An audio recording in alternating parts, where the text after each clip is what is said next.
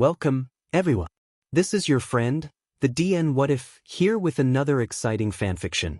Today, we're diving into the story of What If Deku was a quirkless Omega who painted heroes? If you enjoy this video, don't forget to hit that like button and subscribe for more fanfiction content just like this. Now, let's get started with the fanfic. Dandelions are just friendly little weeds who only want to be loved like flowers. A Heather Babcock. IZUKU. Mornings always seem to be the calmest. It's hours before any villains start causing trouble in the low-income part of the city, and all that can be heard is muffled traffic and civilian chatter. It's mid-August and the summer heat is at its hottest, making most people shuffle inside for cheap air conditioning. Izuku, however, prefers leaving his windows open for the summer breeze to flow in. Growing up in the countryside without access to air conditioning made the Omega prefer the simplicity of the wind to cool his high-class apartment. It made it feel more like home. Mro. Izuku blinked sleepily as a heavy weight plopped itself on his stomach. A chubby, extremely overweight, near ancient, gray cat huffed at him and pressed a paw against his cheek. His amber eyes were tired and grouchy. The small Omega sighed, rubbing his eyes as his cat began to complain some more. "You can't wait a few more minutes, Frodo? It's 8 a.m. Frodo scowled. Mroro. Izuku rolled his eyes and smiled affectionately at the ancient cat. As he slowly woke up, the small Omega glanced around his bedroom. Warm sunlight filtered through the large window and bathed his bed and nest in orange light. The sky was a beautiful mix of pinks and yellows, swirling across the sky like it was following the path of a paintbrush. Pretty. MOW. Izuku winced as Frodo dug his claws into his bare thigh, an exasperated sigh escaping his lips. "All right, let me take a shower, then I'll get your meds. I still smell like oil paint." Frodo glared at him for a few seconds before finally moving off of Izuku's body. He made his displeasure known as he waddled out of the bedroom, his tail flicking in obvious annoyance. He's always been this overdramatic, though. The small Omega sighed, a long yawn trailing soon after as he sat up and stretched his arms. The large sleep shirt, a hand-me-down from his dad, hung off his tan, freckled limbs and resembled more of a dress on his curvy frame. "I'd better hurry before Frodo pukes on the couch." Izuku stood on tired legs and climbed out of his in-ground nest. His bed sat beside it, still untouched from when he had made it a week ago. The small Omega wandered towards his dresser, still muffling yawns as he opened them. His curls stuck up in odd directions, no doubt making it look like he'd been electrocuted. As he woke up some more, Izuku stared at his clothes. He didn't have a variety of colors, but he had to be careful. "I'm working on that charcoal portrait of Chargebolt and Red Riot. I should probably wear black." Izuku grabbed an old Dynamite shirt he'd received as a birthday present from Eri. He's had it since their last summer before she graduated UA. It still smelled vaguely of her honeydew scent, and it was one he always wore when playing with charcoal. He paired it with the dark green shorts since it was supposed to be a particularly hot day today. Izuku definitely wasn't leaving his stupidly high-class apartment, so it's not like he had to worry about being decent. He also paired it with his glasses, which matched all the others with Hit's green frames and rose-pink lenses. The small Omega wandered into the bathroom and undressed before stepping in the steamy shower. The hot water felt nice on his skin, and the serene calm of it all was enough to make anyone relax. Izuku's always liked the quiet, anyway. He was the only child in his small family and had always been a quiet child. His mother would say it probably had something to do with Izuku being born an Omega, but his father argued otherwise. In reality, Izuku was quiet because he didn't have many people to talk with. Omegas were the bottom of the barrel in society nowadays. There were laws restricting them from working and even laws that restricted their right to choose. Society seemed to thrive off of making Omegas SBMSSV housewives, going to the point of refusing to allow any Omega heroes. Izuku is also quirkless, so he's the lowest of the low. His small town was full of betas and very few alphas. Even his mother was a beta, so everyone was surprised when Izuku was born. As he grew, nobody besides his family acknowledged his existence. Until his dad's co-workers started spending summers with them. Shota and Hisashi were both beta heroes with an adopted little girl named Eri. She was an Omega that was the same age as Izuku, but he was still shy. Hisashi was loud sometimes and told weird jokes that no one laughed at except Izuku's mom. Shota was the complete opposite and rarely said anything at all, except when he was telling stories about his job with Eri. It took a few weeks, but they grew on him. Izuku couldn't rely on their interactions forever, though, because they always left with his father at the end of the summer. Then he was alone again, only able to talk with his mother as she worked on their garden. Yeah, Izuku likes the quiet. After his shower, Izuku dressed and brushed his hair into a small bun. Then he walked out of his bathroom and made his way towards the stairs, his bare feet echoing throughout the two-story apartment. Frodo was waiting angrily in front of his food bowl, his face fixed in a scowl as his tail moved angrily behind him. "I've got it, Grumpy." "Mro." Izuku laughed quietly and opened the medicine cabinet he kept on the counter. It held his birth control, emergency suppressants, Frodo's arthritis medication, and Hao's own mix of antidepressants. After placing the pill bottles on the bar, Izuku spun around and opened the fridge. Frodo's wet food can from last night was ready, so he grabbed it and quickly mixed it all together. Then he placed it on a small plate before walking over and setting it by the bowl of dry food. Frodo pounced, muffled growls escaping his throat as he slurped down the foul-smelling food. Izuku's nose wrinkled immediately. "You're welcome, Mr. Grumpy Pants." The small Omega went back into the kitchen and opened the fridge again. Instead of grabbing regular food, Izuku grabbed a chilled peach Red Bull and a granola bar from the cabinet next to the fridge. It was all he had besides cup ramen. His dad was paying for all of Izuku's new necessities, but the small Omega wasn't too keen on letting him know that he might need more money. He's surviving just fine with his energy drinks and granola bars. "I should overlook auditions before I sketch." Izuku's quiet voice was barely a hum in the quiet apartment, like a weak breeze pushing against motionless water. The small Omega juggled his breakfast in one arm as he grabbed his laptop with the other, nearly dropping all of it in the process. Once he felt situated, Izuku walked towards his balcony door and stepped out onto the large balcony. It was decorated just like his mother's greenhouse at home, with soft white furniture and olive green accents. Frodo had a large cat tower to his left and a comfy chair was on his right. In front of the chair, Izuku's easel and art supplies were positioned on a frog-pattern tarp. Plants lined the beams above him, filling the air with a sweet scent and covering Izuku in a cool shade. He had to trim them sometimes if they dangled too close to the ground, but overall it did look like home. This is the furthest Izuku's ever been. 6 months ago, Izuku made the decision to leave his hometown. There were people he wanted to avoid and the atmosphere was so suffocating that it made his lungs ache. Nobody was interested in his art anyway, so a change of scenery was best. At first, Izuku wanted to save up the money on his own. He'd been relying on an alpha for the past 4 years of his life, so he had no intention of leeching off of his father. Fate had other plans, considering that society wasn't too keen on an independent Omega. Izuku was stuck when nobody wanted to hire him. His dad was more than happy to help, though, and that's why Izuku hated the idea. His dad was filthy rich from his days as a pro hero and it wasn't something either of them liked to flaunt. In the end, his dad convinced him to accept a fully furnished apartment of his choosing and a monthly allowance. Now Izuku only has to focus on Frodo and his art. 2 months ago, Izuku secured a chance to open his own art gallery here in the city. The idea alone was enough to make him cry, which had always been easy, and throw himself into working at full capacity.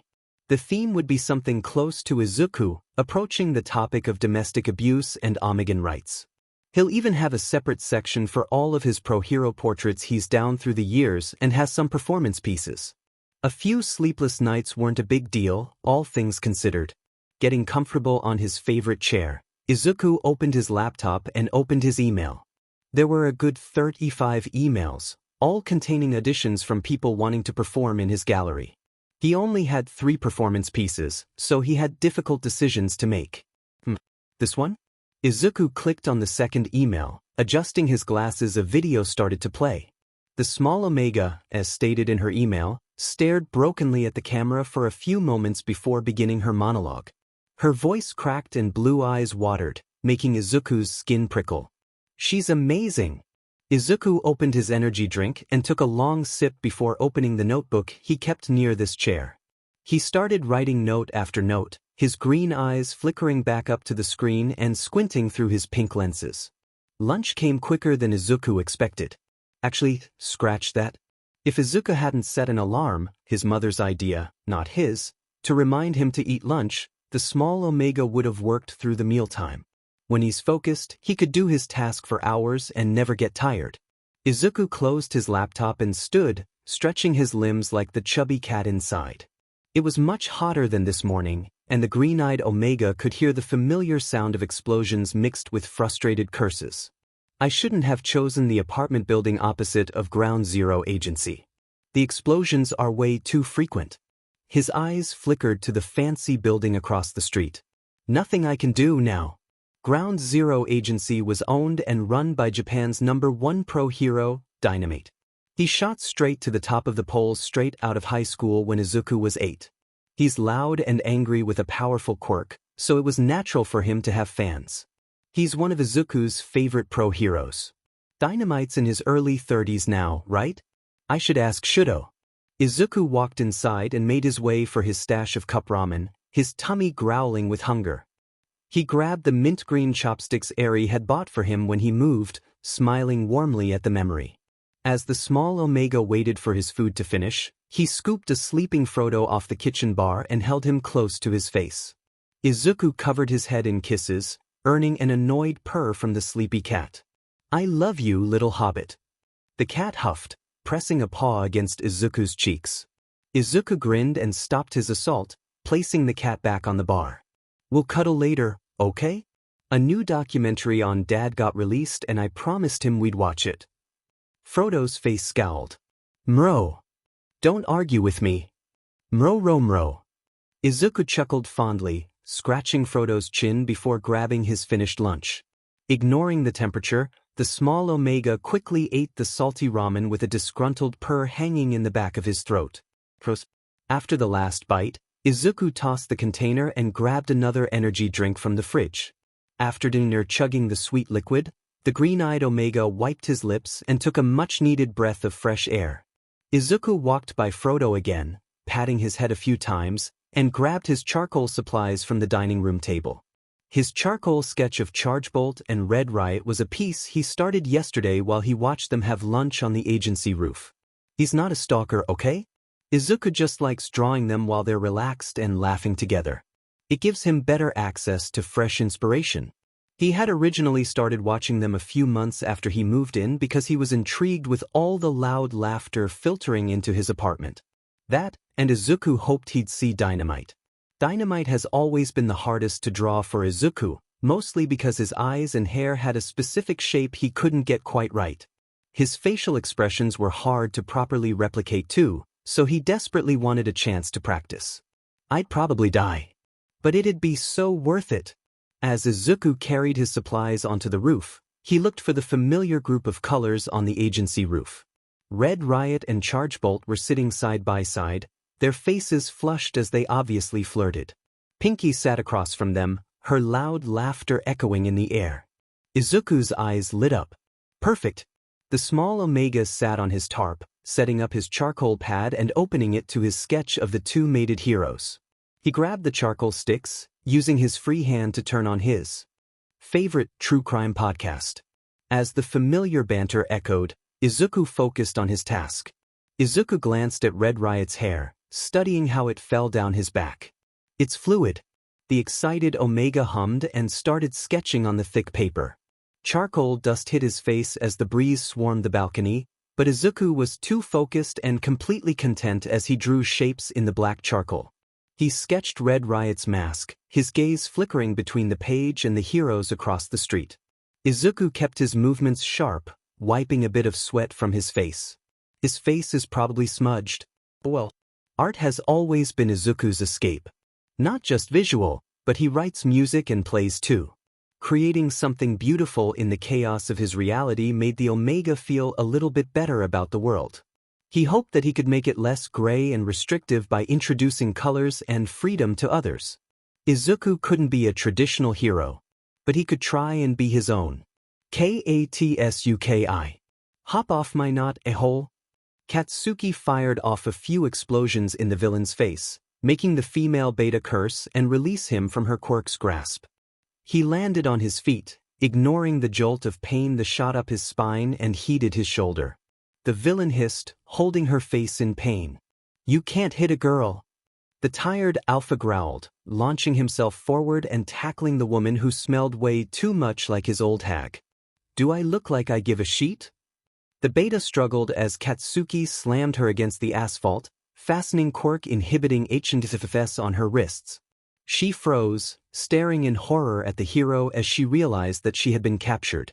Then a weak whimper escaped her throat. Katsuki scowled, getting to his feet and wiping sweat from his forehead. "I just wanted one FANG day. I'm too FANG old for this sheet." After making sure that the police had the low-level villain in custody, Katsuki fastened his gauntlets again and shot off towards the agency before any media could arrive. He's starving and he needs to be off his feet for a few seconds. Katsuki carefully landed a little ways from the agency, his shoulders burning and his skin covered in a thick layer of sweat. It was overwhelmingly hot, even for an alpha who required his sweat to make money and save lives.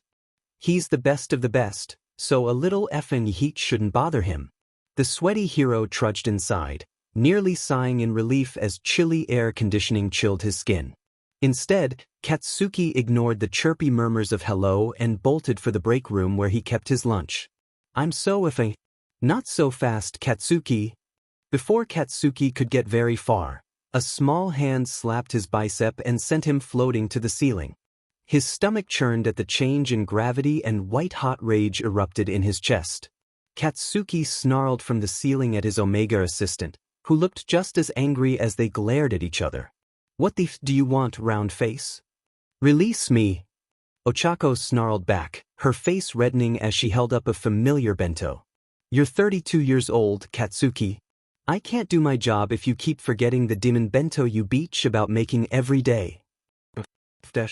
"What?" No response. Katsuki scowled at his former classmate, who looked utterly done with his sheet. "Big FING deal. I forgot it one dash." Ochako's eyes twitched. "This is the 27th time." 27. The alpha scoffed from his spot on the ceiling, growling at his employees as they walked past with amused stares.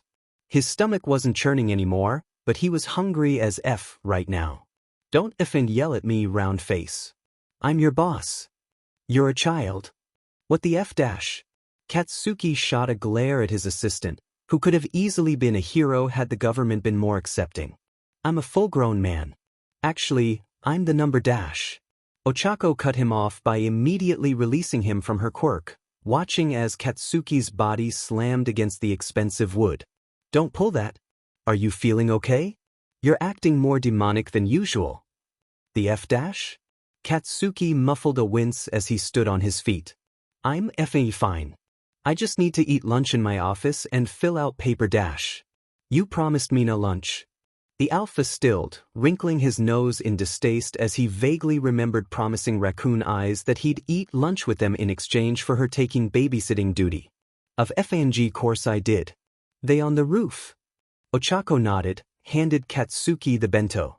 "Don't destroy anything you don't want to pay for, Katsuki. Even if Denki's an idiot. I'll do what I want." "Thanks, round face." Ochako rolled her eyes, waving him away. "Just tell my wife I'm here to take her home. We've got plans with my parents." Katsuki huffed in response, turning away from the middle-aged Omega, and trudged towards the stairs. He hadn't eaten lunch with his extras in a long time, mostly because he's been swamped with paperwork since UA intern season started. Since Katsuki and the rest of his class had obliterated All for One and imprisoned Shigaraki, his life had become boring and repetitive. He's been working constantly for the last 15 years and has more than enough gray hairs that he has to ask Aijiro to dye them blonde. As much as he loves his job, Katsuki hates repetition. In the last 15 years, Katsuki's had to watch the rest of his classmates start families of their own and have lives outside of work. Some even have a few litters of pups and look DMN happy while doing so. And even though he acts as if he hates it, Katsuki loves babysitting those kids. It almost makes him bitter, though. Katsuki is well aware of how difficult he is to manage. Ochako, due to being an Omega, couldn't legally become a hero, so she settled as an Omega assistant for him straight out of high school.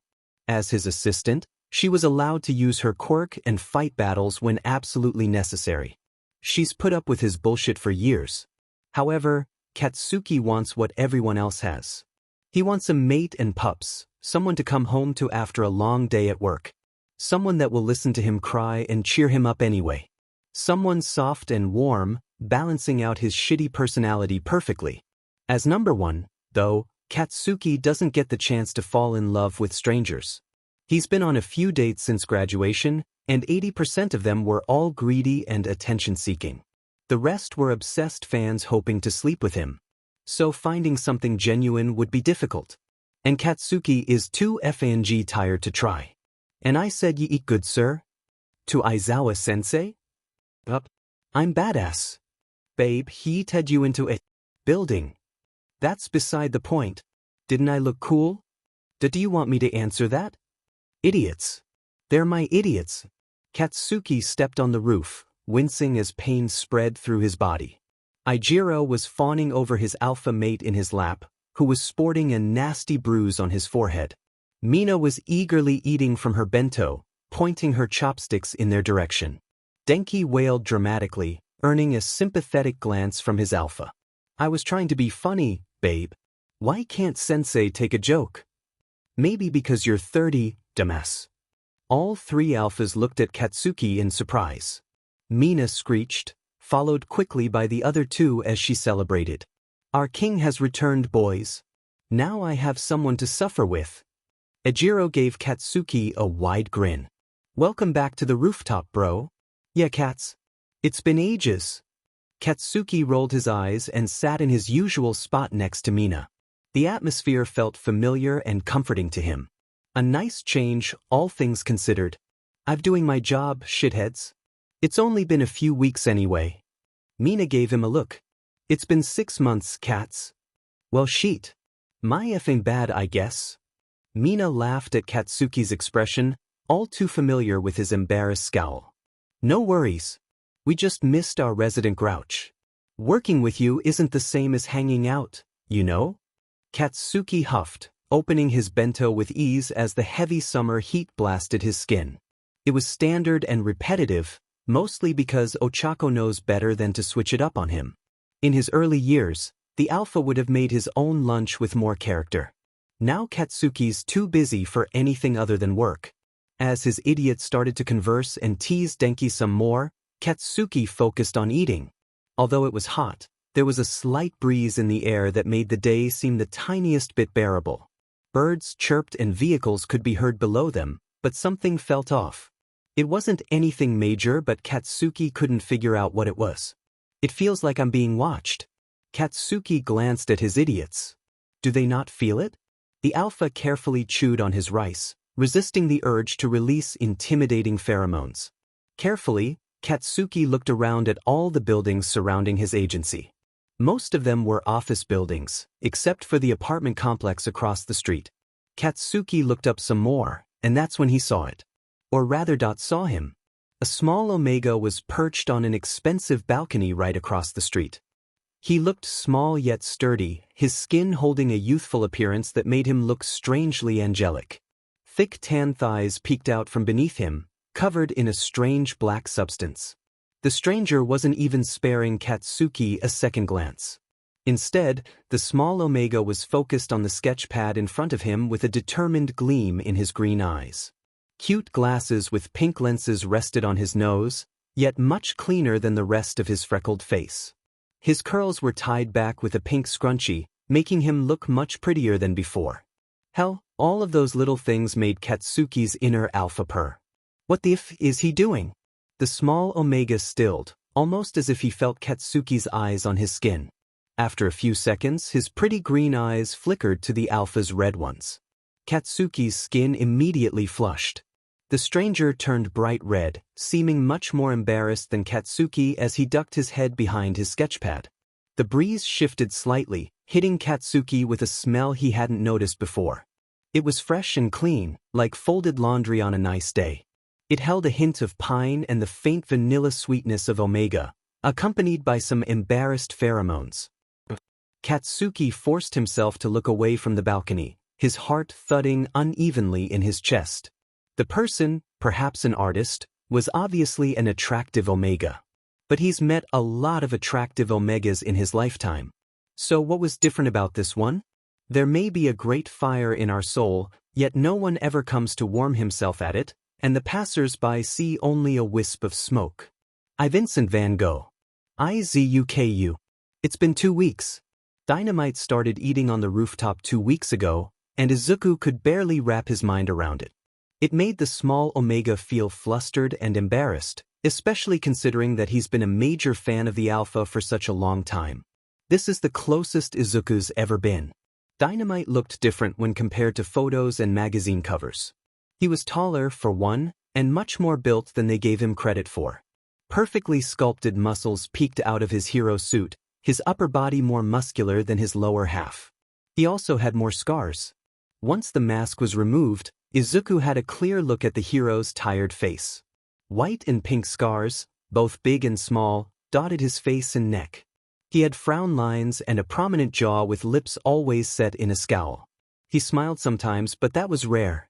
The closer Izuku looked, the more he noticed. Dynamite's famous ash blonde hair was hiding hints of gray, which could only be seen in harsh sunlight. They were more likely to be from stress than age, though. Izuku had finished his Red Riot and Chargebolt charcoal piece a week ago. He had it framed and set aside for the exhibit, but now his hands were itching for a new project. This leads us to where he's at now. I'm fine, ma. I promise. Inko huffed on the other line, her worry evident in the sound. Are you sure, Izuku? My maternal instincts are going off, honey. Izuku fought the urge to scoff into the phone, carrying different colors of paint to and from his supply closet. Frodo watched him suspicious, still scowling. I've just been preparing for my gallery, ma. Tell her I'm fine, Dad. A bit of shuffling could be heard as Toshinori grabbed the phone. Let your mother worry, my boy. She's just protective.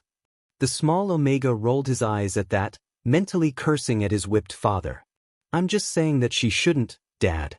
I know she still thinks that I need an alpha to survive, but I'm doing just fine. Toshinori sighed sympathetically. Have you been taking your medication and talking to your therapist? That was the agreement, my boy. Izuku hummed, stacking the paint on the kitchen island next to his paintbrushes. I talk to Rebecca twice a month now, Dad. And I take my medication every day when I give Frodo his breakfast. I promise I'm doing okay. Any panic episodes? The small omega bit his lip. I had one a couple of days ago. It was the usual night terror that I never fully snapped out. Toshinori didn't respond for a moment, obviously processing the information. Izuku stilled, waiting. Dad. You sound tired, Izuku. Is it that obvious? Izuku swallowed thickly, chewing on his bottom lip. My insomnia gets bad sometimes, Dad. My therapist says that it's normal with my PTSD and nightmares. Toshinori hummed. And you haven't been overworking yourself? The small omega glanced around his apartment, which was full of art and finished pieces waiting to be transported. A small lie wouldn't hurt anybody. I haven't been overworking myself, Dad. I spend a good amount of time in my nest. Promise me? Izuku bit his cheek and tasted blood. I promise, Dad. Toshinori sighed happily. Good. Now tell me more about your newest piece, my boy. You did some of my former students? Izuku wasn't always this independent. In middle school, Izuku never expected to make any friends. He kept to himself and ignored the insults from his peers throughout the day, despite his desperate urge to make friends. It was around this time that a new family moved to his small town and changed his life forever. The small omega was hiding under his favorite tree, slowly sketching out a picture of the ladybug in front of him. Then another boy appeared, an alpha with gold eyes and dark hair, and introduced himself as Sakota Raiki. Izuku vaguely remembers how friendly Reiki had been to him. The young alpha spoke quietly yet confidently, sitting next to Izuku like it wasn't social suicide. His words were gentle and kind, obviously full of amazement by the Omega's drawings.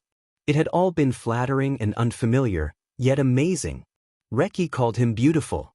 Izuku was nervous at first but quickly fell head over heels for the young alpha. They courted throughout their school years with every intention to mate after they graduated. It was a picture-perfect love story until it wasn't. The alpha that Izuku loved was controlling and had jealousy issues. If Reiki saw him socializing with anyone of either gender, he always gave the Omega silent treatment until he apologized. Or if he was really mad, he'd slap his face. After graduation, things got worse. Unbeknownst to Izuku, Reiki had started stealing his artwork and selling it as his own. He was taking credit and making a profit from doing so. He was praised for being the ideal alpha, all while beating Izuku into SBMs behind closed doors. It wasn't until Izuku found out about it that anything changed. Izuku confronted his mate-to-be, full of a rage he didn't know he possessed. The idea of someone taking credit for something he'd spent years perfecting as a skill was infuriating. The screaming match echoed off the walls of their shitty apartment, but the Omega didn't falter. Then Reiki grabbed a vase. Looking back, Izuku is a little surprised that it took so long for the abusive alpha to use a weapon on him. It was just escalating at that point. The fight ended with Izuku's blood splattered on the walls and the neighbors calling the police. His skull was fractured in 2 places and a handful of broken ribs. His kneecaps were shattered and a broken rib had punctured his lung. Izuku doesn't remember much after that. The physical recovery took months of physical therapy and doctors. Mentally, though, Izuku still struggled with flashbacks and nightmares. It wasn't until 7 months ago that he finally convinced his parents to let him move. Now Izuku has to learn how to be on his own. It's harder than I expected. After his father ended the call, Izuku took a deep breath and gathered his supplies in his arms. It was easier to create than stress over whatever thoughts plagued his mind, so the small Omega tended to overwork himself. Izuku placed his supplies next to his canvas, which already held his base sketch from yesterday. It was later than when he usually comes out here, but Dynamite has also been spending extra time in the evening on the roof. As the Omega positioned his supplies, he could hear the faint chatter between the hero and his assistant. He couldn't make out words, but the idea was nice. The calm Omega then started his usual process of mixing paint, glancing between his task and the rooftop opposite of him. Ground Zero was out of uniform, most likely because he just clocked out. He's wearing a black V-neck that makes Izuku's mouth water with how well it clings to his muscles, and comfortable sweats that hung loosely off of him.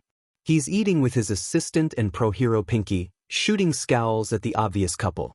He's so effing pretty, it makes Izuku's heart hurt. Izuku tunes out the true crime podcast in the background as he tried to gauge the exact shade of Ground Zero's hair. As he looked up from his paints again, his viridian orbs locked with ruby-red ones. Ground Zero stared at him shamelessly, the corners of his mouth quirked up into an odd smile. Izuku felt his skin redden as he forced himself to look away. Just paint, Izuku. The flustered Omega focused on his work again, focusing on the podcast in an attempt to avoid meeting the alpha's heated gaze. The episode's over an American serial killer named Ted Bundy, who went around and murdered young women with the same general characteristics. He bit one of the victims, which contributed to his guilty verdict later on. Izuku's listened to this episode before. As the small Omega turned to grab the device, the sound of impatient knocking came from his front door. It was loud but not rushed, yet Izuku was still confused. Did he order something? No, the package would have been at the front desk. Swallowing his anxiety and struggling to rationalize with himself, Izuku placed his things down and stood on shaky legs. He glanced at the rooftop one last time before heading towards the door, pushing his brain to ignore the red orbs glued to his skin. As he stepped inside, the knocking was louder than before. "I'm coming, hold on." Izuku finally made it to the door, carefully undoing the locks and cracking it just a bit. "Can I help you, Dash?" Familiar golden eyes stared back at him. Reki shoved his body against the door before Izuku could react and pushed his way inside the apartment. The small Omega nearly FANG screamed, but the Alpha pressed a gun to his stomach with a snarl. Just here. And he has a gun. Did you miss me, Zuka baby? I'm home. His nasal voice didn't fill Izuku with love like it used to. Izuku's scream died on his tongue as ice-cold dread settled in the very depths of his soul. Instead, the small Omega took cautious steps back as Reiki advanced towards him. "What you doing, Reiki?" PP put the gun down. Reiki huffed, waving the gun as he spoke. "I came back for you, baby. I'm sorry for hurting you, even if you deserved it. I was hoping we could make up and go back home." "He's insane. This is my home, Reiki." The Alpha froze for a second before scowling like a lunatic. A weird mix of a snarl and a laugh escaped his lips as his pheromones shifted from dangerous to downright terrifying. Then he lifted the weapon and aimed it at Izuku's forehead. Izuku could feel his tears streaming, even though they probably had been since the beginning. Reiki grinned maliciously. "I see how it is.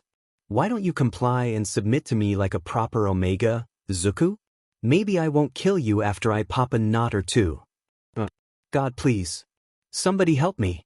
Izuku's body moved on its own as Reiki gripped the front of his clothes and dragged him backward. Even though his mouth couldn't seem to formulate the correct response, the small Omega wanted to scream for help. It was as if Izuku was having an out-of-body experience. He watched from afar as his ex-boyfriend forced him into the familiar position they always used during section. Hands and knees with his chest pressed against the ground, his butt in the air. Izuku's struggles and attempts to flee were futile, especially with that gun pressed against his skin. "Why you don't have to do this, Rei, please? You've made your decision, Omega. Now, present." And just like that, Izuku could only obey. Even though Reiki's bite mark was gone and the bond was broken, Izuku's inner Omega was still hardwired to obey him. Some habits are harder to break than others, especially after so many years of the same repetition. Izuku felt silent sobs escape his lips as Reiki moved behind him. Then it all went bats hit. Boom. Shatter. Clang. Katsuki. Despite what his idiots believe, Katsuki is not pining. Katsuki's preferred word of choice is, at the most, admiring. It's obviously just a coincidence that he suddenly has a lot of free time to spend with his friends on the FING roof and has nothing at all, to do with the pretty artist on the balcony. Pure coincidence. That's it. Okay, so maybe Katsuki's lying.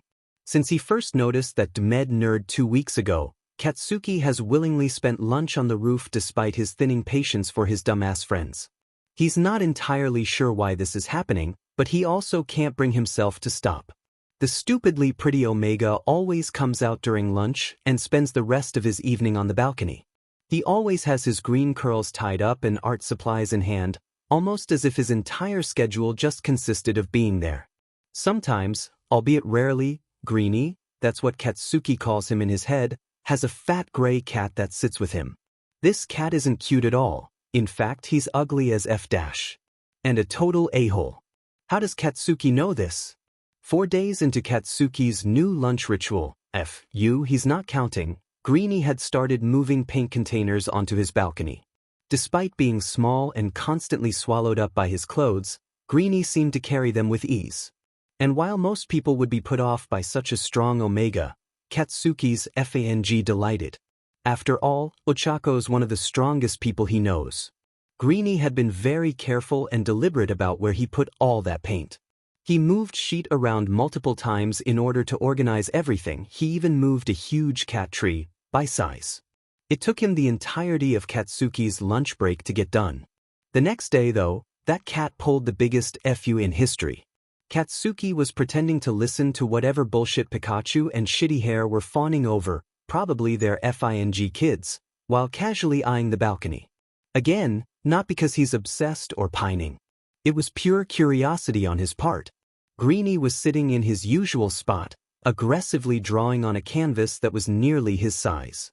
His stupidly cute face was settled in a pout that Katsuki knew now as, "I'm focused so don't F with me face." The cat, however, seemed to ignore this. In fact, the demed thing kept trying to get Greeny's attention. And that's when all hell broke loose. This cat, who must have ball of solid steel, took one glance at all the paint and decided to rearrange sheet. And by rearrange sheet, Katsuki means completely knock over and spill the paint everywhere. Katsuki remembers two colors from that day: brick red and pastel yellow. The paint spilled all over Greeny, who just effing sat there for a few seconds before lunging after the cat. The gray furball, however, was either spooked by the sound itself or by Greeny's colorful mix of curse words and took off like a bat out of hell. When Katsuki came back that evening, the cat was nowhere in sight and Greeny was still angrily scrubbing the floor of his balcony. That was the point when the rest of Katsuki's idiot friends started to pay attention too. 2 days after that, Katsuki was then presented with even more of an opportunity to glimpse into Greeny's life. It was particularly cool that day, so the small Omega had donned the cutest FING sweater in existence with a matching beanie that swallowed his curls.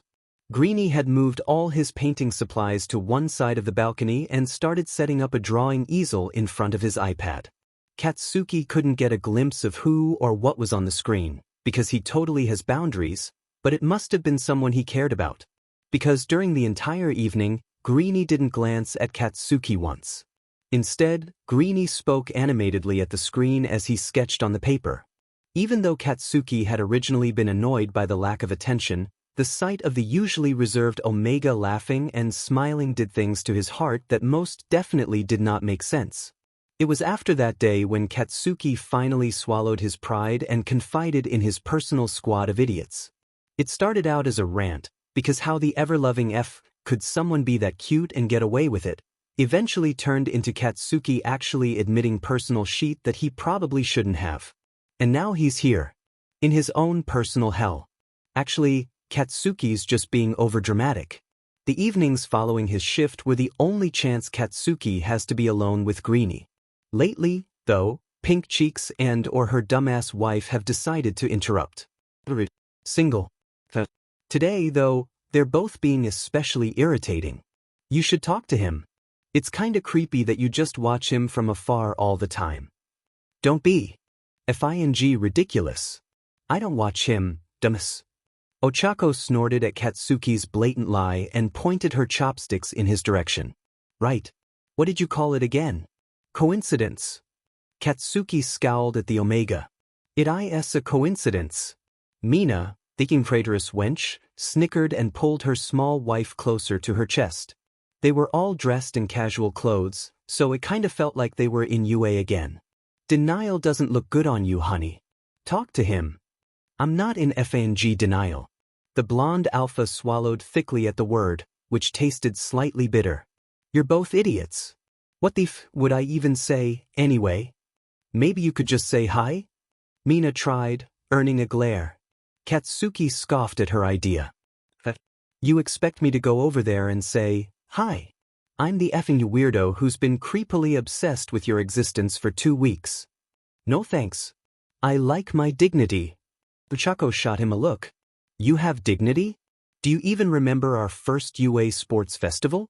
They had to GG you because you tried to bite All Might. I stand by that decision. That win was bullshit. Before Ochako or her wife could comment any further, that familiar scent of vanilla and pine greeted Katsuki's senses like a welcome home. His body stilled, which was reflex at this point, and his inner alpha purred. He smells good.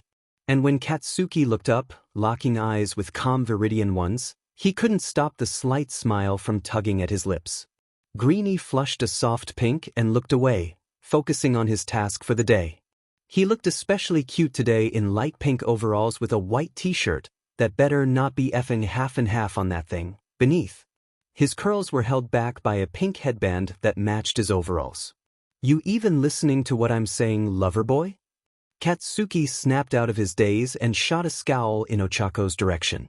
Both women were smirking at him, unaffected by the glare. Who the F are you calling lover boy? I'll kick your butt, round face. Ochako snorted. You just zoned out for a solid 3 minutes, Kats. I did not. You so did. Katsuki felt his palms spark as his annoyance flared and embarrassment flooded his chest. Mina paled and moved away, but Ochako wasn't even fazed by the threat. Keep talking sheet, pink cheeks. I'll take that matcha you love out of the break room. Ochako immediately scowled. You wouldn't dare. Try me, beach. She's right. I'm an a-hole, but not one with a death wish. Mina, who was now a good distance from the potential murder scene, gave them both a thumbs up like a half-butted cheerleader. I'll speak kind words at your funeral, cats. And I'll make sure Denki doesn't cover your corpse in Sharpie. Katsuki scoffed. I ain't fin you dash. He stopped. As the wind changed directions, something in the air made Katsuki's inner alpha snarl. It wasn't something he could easily explain, but everything felt wrong. It was as if his very soul was in an uproar and a state of panic. Katsuki spun to look at the DM balcony, only to find it empty. He's not there. In the entire 2 weeks that Katsuki has been spending his breaks up here, Greenie never changed his schedule. Ever. According to Mina, he'd been doing the same thing for months on end. Plus, Greenie's art supplies were still set out. Greenie wouldn't do that. He always cleans up. Cats? What's wrong, hon? The blonde alpha swallowed, suddenly feeling very shaken. I don't know. Something's not right, but I don't know what the F it is. Ochako looked at the balcony, her eyes widening. OF dash dot. After a few seconds, Katsuki could see it too. In the apartment, at least from the little bit they could see, a man had Greenie by the front of his shirt. His mouth was moving as the Omega struggled, but whatever he said made Greenie suddenly go limp. The wind changed direction again. This time, Katsuki was hit with that familiar pine scent. Instead of its usual sweetness, it was full of enough distress and fear to make the blonde alpha snarl. And see red. Ochako. Call the police and let them know I'm about to pulverize this motherfucker. And don't if they come after me either. Before Ochako could argue, Katsuki took a running start and blasted towards the balcony. Without his gauntlets, these explosions put a huge strain on his shoulders. In all of his rage, though, Katsuki didn't even feel it. Katsuki barely felt the wind on his skin. His landing was a little rough, but that was the least of his concerns. Distressed pheromones laced the air, making it extremely difficult for Katsuki to focus on a rational plan. Instead, like FING idiot, the middle-aged hero braced his feet and aimed a close-range explosion at the BSTRD's head. Boom! Shatter! Clang! The glass sliding door shattered, covering everything in tiny bits of broken glass. The chilly air now ran hot, smelling heavy with nitroglycerin and distress. Katsuki's aim was FING perfect, as always, and the foul-smelling alpha was knocked flat on his butt. The BSTRD is short but built with an ugly FING face to match. That's okay, though, cause Katsuki's about to make it 10 times uglier. The alpha coughed before baring his teeth. This my territory, dynamite. I suggest you dash. Shut the F up. Katsuki's snarled words diminuer shook the floor as he stepped inside the trash department. His eyes zeroed in on Greenie, who was still frozen in position despite the fact that the glass door was blown to bits around him. He didn't even flinch when Katsuki stepped closer. Katsuki's set-off eyes looked at the alpha, who had the FING audacity to smirk. I'm giving you 5 seconds to release him from that order. Fail to comply, then I'll have the FING pleasure to use excessive force. He's mine. I don't have to do sheet. I'm gonna blow that FING smirk off his ugly butt face. Katsuki felt his fangs elongate and drip with venom, the crackling of his palms growing bigger by the minute. You really want to test that theory? He isn't marked, a-hole. You have zero FING evidence to back your story. Blood drained from the alpha's face. Sheet. Our release, Omega. Greenie's body FING sagged as soon as the order was given. Small, choked sobs broke the silence as the Omega trembled and shook. The sight was enough to Katsuki's fangs retreat back into his skull. Katsuki knelt down, careful not to touch the distressed Omega in any way. You're safe. The police are already on their way. Frightened green eyes snapped open and zeroed in on Katsuki, dang near knocking the breath out of the alpha's lungs. Greenie is much smaller than he'd anticipated, but his face is even prettier up close. The tears, though, were gut-wrenching. Greeny's lips moved, but nothing came out.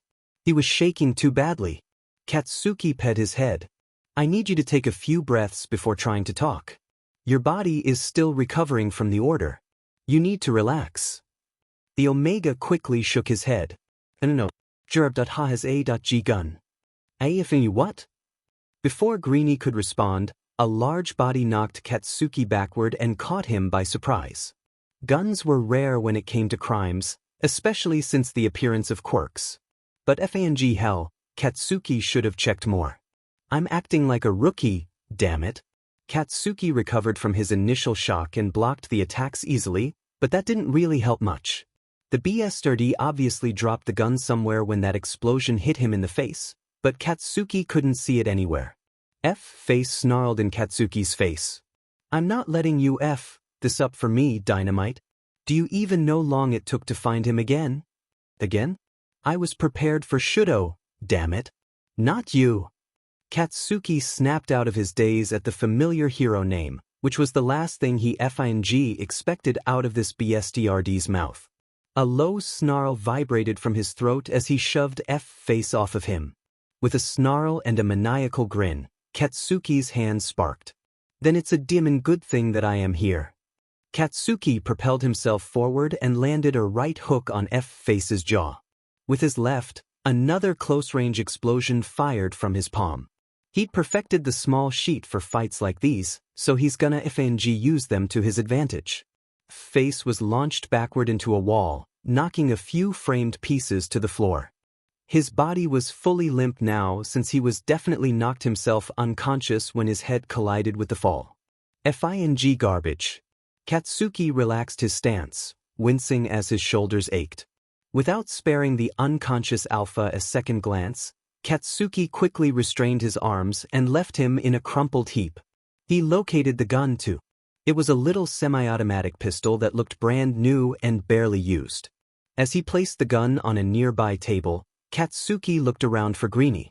The tiny Omega was exactly where Katsuki left him, curled into a ball and completely blank-faced. His tears were still flowing, but his Viridian eyes had a glassy look in them. The sight was gut-wrenching and painful to look at. Katsuki took a shaky breath before kneeling next to him. You with me, nerd? Greeny blinked, his Viridian eyes still glassy as they flickered to Katsuki. His eyebrows furrowed and his bottom lip jutted out. I thought I was seeing things. Why are you here? Why? Is he serious? The blonde Alpha bit the inside of his cheek to keep himself from being loud. We could see what happened from across the street. You're pretty consistent when it comes to your routine, so I had a hunch. Greeny swallowed thickly, wrapping his arms tighter around himself. Thank you, Dynamite. For saving me, I mean. Katsuki studied his face, searching for any emotion at all. Don't thank me for doing my job. I hate BSRD alphas like that, anyway. Using orders to control people is bullshit, so I'm glad I could kick his butt. A small smile tugged at Greeny's lips. Me too. He's so cute when he smiles, what the F dash. Katsuki ignored his momentary gay panic and officially sat down next to the Omega. His inner Alpha is still antsy, urging him to something to Greeny. Instead, the tired hero lets the conversation drop and silence work its magic. Hey, Dynamite? Katsuki hummed, his vermilion eyes flickering to Greeny again. Yeah. Greeny still looked small and shaken up, his body still trembling from his panic. He shyly looked at Katsuki, his Viridian eyes full of insecurity. Why you don't have to, sit with me if you don't want to. The police should be here soon. Trust me, I really do. I don't mind, Greeny. Besides, it's not very heroic of me to leave you by yourself. The small Omega blinked multiple times before pinging his head to the side. He looked like a stupidly adorable puppy, goddammit. Greeny. Katsuki felt his face flush bright red. I didn't mean to say that. Greeny blushed too, shyly looking away from Katsuki. A stupidly cute smile rested on his lips, which definitely did not make the Alpha's heart race. Nope, not at all. His ultimate gay panic mode has definitely not been activated. God, Katsuki is such a liar. What the f do I say now? Dynamite? Are you in here? It's Tsukachi. Katsuki immediately scowled at the detective's voice, mentally taking note of how Greeny's face drained of all color. We're in here. And just like that, the entire apartment was swarmed with police and paramedics. Katsuki's light conversation with Greeny, the same FING Omega he's been obsessed with for weeks, has now been interrupted as professionals started taking in the scene. Paramedics swarmed Greeny and officers grabbed the unconscious Alpha from the floor. Katsuki huffed and forced himself away from the situation. He muttered a colorful mix of curse words under his breath before wandering over to Detective Tsukachi, who actually looked set off instead of his usual neutral expression. Detective Tsukachi looked up at Katsuki, offering him an awkward smile. "Good evening, Dynamite. I apologize if I seem a bit off. It's all right. I hate cases like these too." Tsukachi hummed, looking around the trashed apartment. Uravity and Pinky called and filled me in on the situation. We'll need your official report in the morning, so you can head home if you want. Katsuki narrowed his eyes at the odd tone in the Alpha's voice. That's not protocol. Normally, you'd want my statement as soon as possible.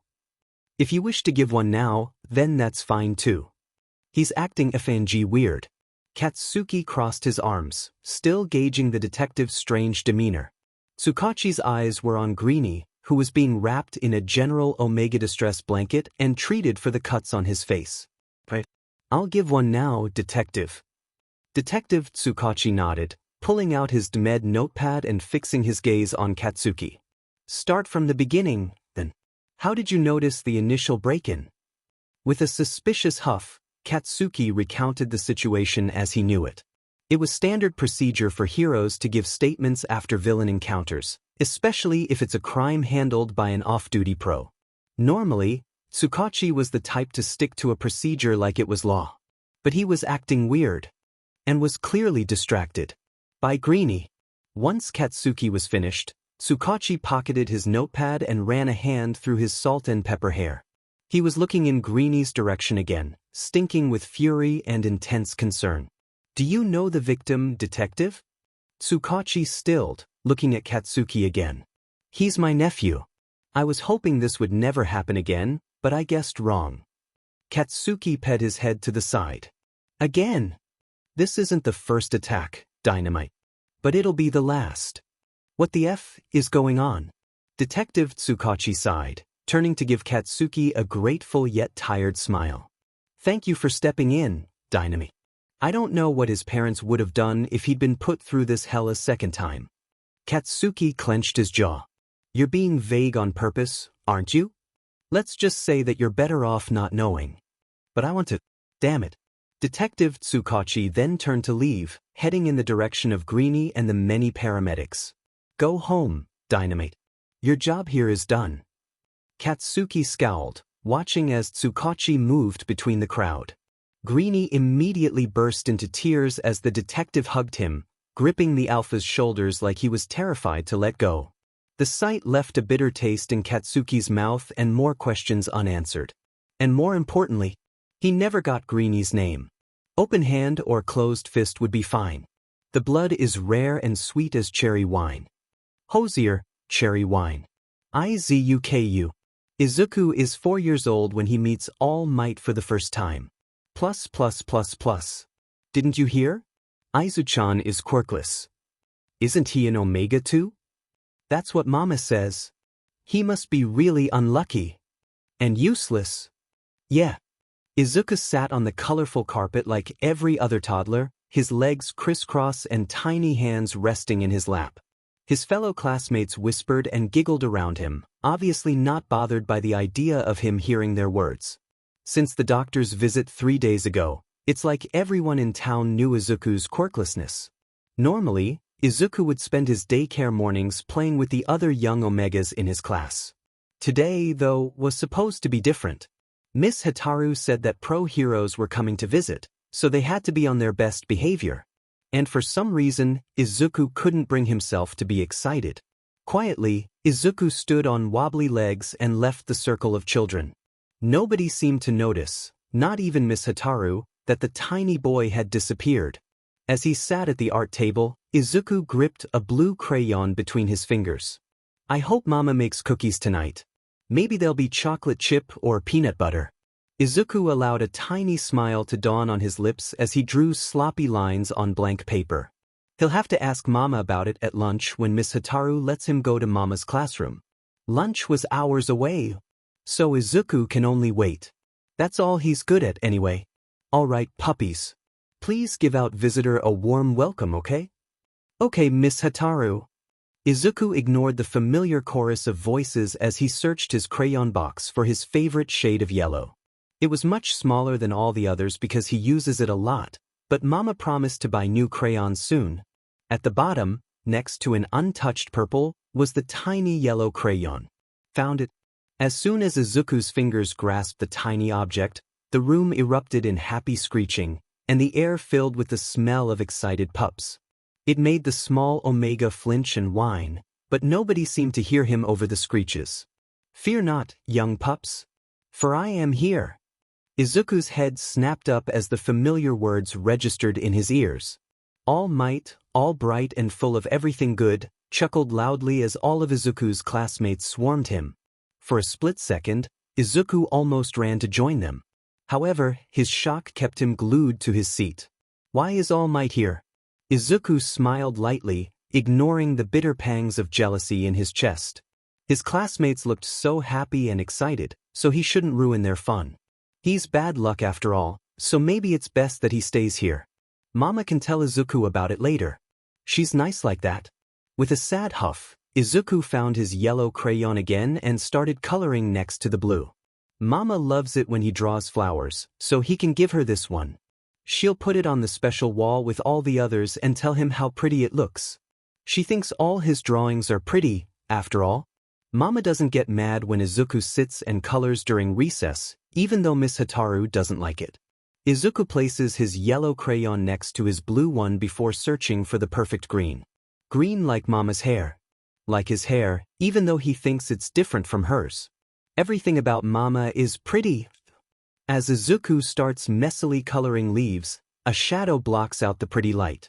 Izuku stops his movements and pouts, dropping his crayon and looking up at the tall alpha blocking his light. All Might stood next to his table, looking down at him with an odd expression on his usually happy face. Can you move, All Might, sir? Mama likes flowers, so I gotta finish. The alpha blinked in surprise but moved anyway. I'm sorry, young man. I hadn't realized that I blocked your light. Izuku hummed, satisfied with the return of proper lighting as he grabbed his crayon again. That's okay, sir. Mama says that big people don't know how big they are sometimes. Did you know that some big people can touch the ceiling? All Might chuckled in amusement. Well, your mother is right. Big people forget how big they are in the presence of others. My mama's always right, 'cause she's smart. Really smart, sir. Izuku's smiling for real now, which is common when he talks about Mama. It's always been him and Mama, so she's his best friend. They're gonna be best friends forever and ever, and she'll always love him no matter what. She doesn't care that Izuku's useless. Mama loves him. Do you mind if I join you, pup? Izuku hummed, kicking his feet as he pretended to think about it. Then he nodded, smiling brightly at the pro hero. I think the chairs are too little, so don't break them. Mama says it's rude to break stuff. All Might nodded, carefully moving a bright orange chair out of the way and sitting on the floor instead. It's weird, but Izuku doesn't say so. Mama told him that calling people weird was rude and mean, so he shouldn't. The tiny Omega looked at All Might with a small frown. Don't you want some paper, All Might? You can use my special crayons too. The Alpha Pro Hero smiles warmly and accepts the paper. Very kind, pup. What's your name? Izuku. But my big boy name is Midoriya Izuku, sir. All Might looked at him and hummed, glancing behind Izuku. The rest of the class was fawning over the other heroes, being really loud even though it's rude.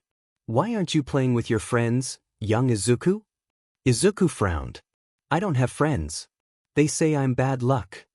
Why would they say that? The small toddler blinked, giving All Might a confused look. It's so obvious, right? I'm an Omega. And the doctor said I'm quirkless. Everyone knows that, silly.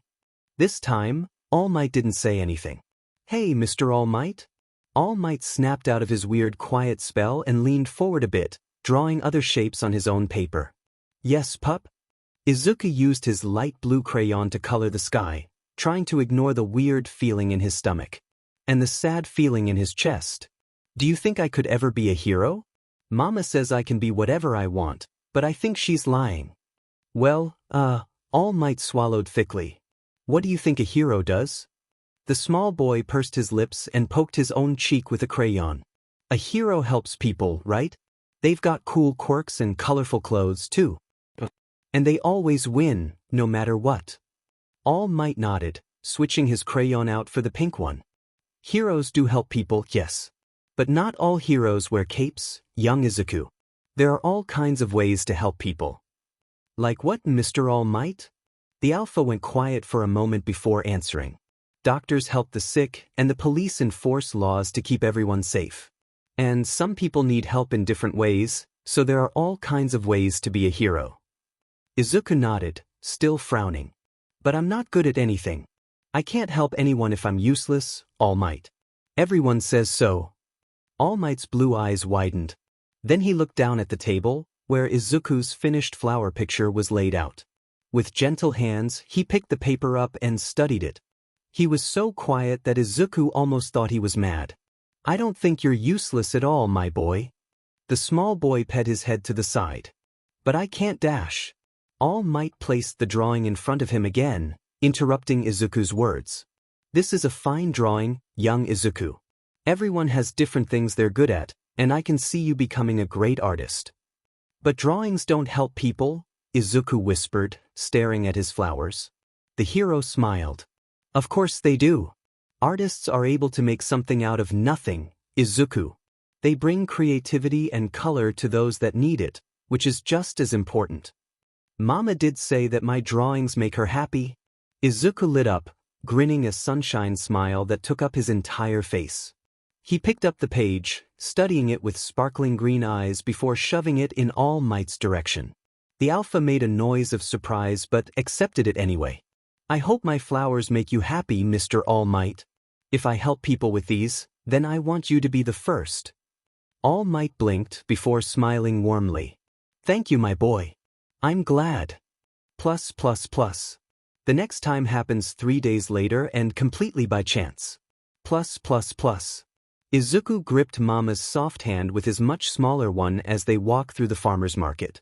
The air was cold and chilly, so Mama bundled him up in his favorite All Might jacket he got for Christmas. As usual, everyone else seemed to ignore them except the few times Mama stopped to buy veggies or fruit. Izuku can only watch with sparkling eyes as their basket grows heavy with colorful food, even though he doesn't like veggies. After his classmates said he looked like broccoli, Izuku decided he wouldn't eat that anymore. Mama says that it was a joke, but he's not too sure. Out of the corner of his eyes, Izuku saw a bunch of dandelions on the other side of the plaza. They looked so pretty in yellow, and Mama might like some. Mama loves yellow flowers. Izuku decides to wait for his mother to let go of his hand. He wants to surprise her after all. As soon as Mama stops to pay for squash, Izuku clumsily took off for the other side of the crowded plaza. The flowers were right next to the doctor's clinic, so it's not like he went crazy far. Mama will be so happy. Izuku carefully plucked the bright yellow flowers, smiling softly before hushed words reached his ears. Where was that coming from? The clinic. The small pup moved closer to the clinic, standing on his tiptoes to peer through the open window. Inside, Izuku could see the scary doctor and a man he's never seen before. The alpha was tall but really skinny with dark eyes and bright yellow hair. He looks kinda scared up, but maybe he's sick? Scary doctor raised the alpha's shirt, but Izuku was too far to see anything. It must have been bad, though, because the doctor winced. You shouldn't have pushed yourself too hard at that daycare, All Might. You're lucky my mother's recovery girl, you know. Izuku's eyes widened. All Might? I love seeing the kids get excited though. It is really that bad? The scary doctor sighed, raising the old alpha's shirt again. Your other form can only be held for so long, All Might. It's exacerbating the dash. The scary yellow man started to cough really hard, which was quickly followed by the sound of throwing up. Izuku wrinkled his nose in disgust until he saw whatever the weird alpha threw up. It was dark red, so it didn't take a genius to figure out. Blood. Izuku frowned and forced himself to look away from the sight, his sad eyes landing on a bag placed by the door. A familiar page was peeking out, covered in crayon marks that Izuku knew exceptionally well. The small pup squeaked in surprise, this time earning the attention of both adults. That's really All Might. Izuku locked eyes with All Might, who looked surprised, and immediately bolted back towards the farmer's market. He tripped a few times, but there was no way he's gonna be caught by Scary Doctor and All Might. Then Izuku ran headfirst into a warm body. Izuku, where have you been? Mama sounded frantic and smelled scared as she held Izuku. The small pup felt guilt churn in his stomach, especially since he always hated making his mother upset. She worked so hard for Izuku, and now he's made her cry. Izuku gripped her jacket with trembling fingers. There were dandelions, Mama. I'm sorry, I didn't mean to make you scared. His mother just hugged him tight, her scent smelling less scared than it had earlier. Izuku relaxed into her hold, purring softly as Mama picked him up. She usually doesn't carry him like this, so she must have been really. Mama kissed his forehead, her own face wet with tears. You can't run off like that, Izuku. What if you'd gotten hurt? I'm sorry, Mama. Izuku purred softly, rubbing himself against her scent gland. I won't do it again. At least, for today. Izuku took a deep breath, peeking out of his mother's hair. To his surprise, the small pup saw Skinny All Might being followed by Scary Doctor. They were both heading towards him, but they didn't look mad. What's that word Mama uses? Worried? Izuku waved awkwardly at the pair as guilt flipped in his tummy. The doctor didn't return the wave, but All Might smiled softly and waved back. Mama hummed as Izuku waved, turning to face that direction. Her scent soured the tiniest bit as she stared at the doctor, but she didn't react to Skinny All Might. As the two alphas stopped in front of them, All Might's expression shifted. Scary Doctor, however, still looked stressed. You need to keep that thing on a leash, Miss Midoriya. He dashed. Did you just call my son a thing? Mama snarled, making Izuku whine. The doctor scoffed. You and I both know that Omegas aren't anything more than pretty possessions. Without a quirk, that thing is the equivalent dash. Before he could finish his sentence, All Might placed a hand on his shoulder. Izuku pet his head to the side as the Scary Doctor fell silent. All Might's smile was weird too. He looked and smelled kinda angry, but Izuku couldn't figure out why. Is he mad that I spied on him? Or did the doctor do something wrong? I suggest you leave, Doctor. I'd hate to use my quirk again. The doctor nodded quickly, smelling heavy with fear as he left. Izuku watched him go, still incredibly confused by the interaction. Mama relaxed after a few moments before facing All Might. Thank you. I'm sorry if Izuku bothered you at all, sir. He tends to wander off a lot. All Might smiled, his angry smell fading. It's not an issue, Miss Midoriya, but I'm afraid your son might have overheard something he shouldn't have. I'd like to discuss this in private, if you wouldn't mind. Izuku winced as his mother stiffened. Actually, I do mind. I'm not Dash. Before she could speak anything else, Izuku slapped his tiny palms over Mama's lips. He then leaned close and whispered loudly. He's All Might, Mama. He's got a bad boo-boo and now his quirk doesn't work good anymore.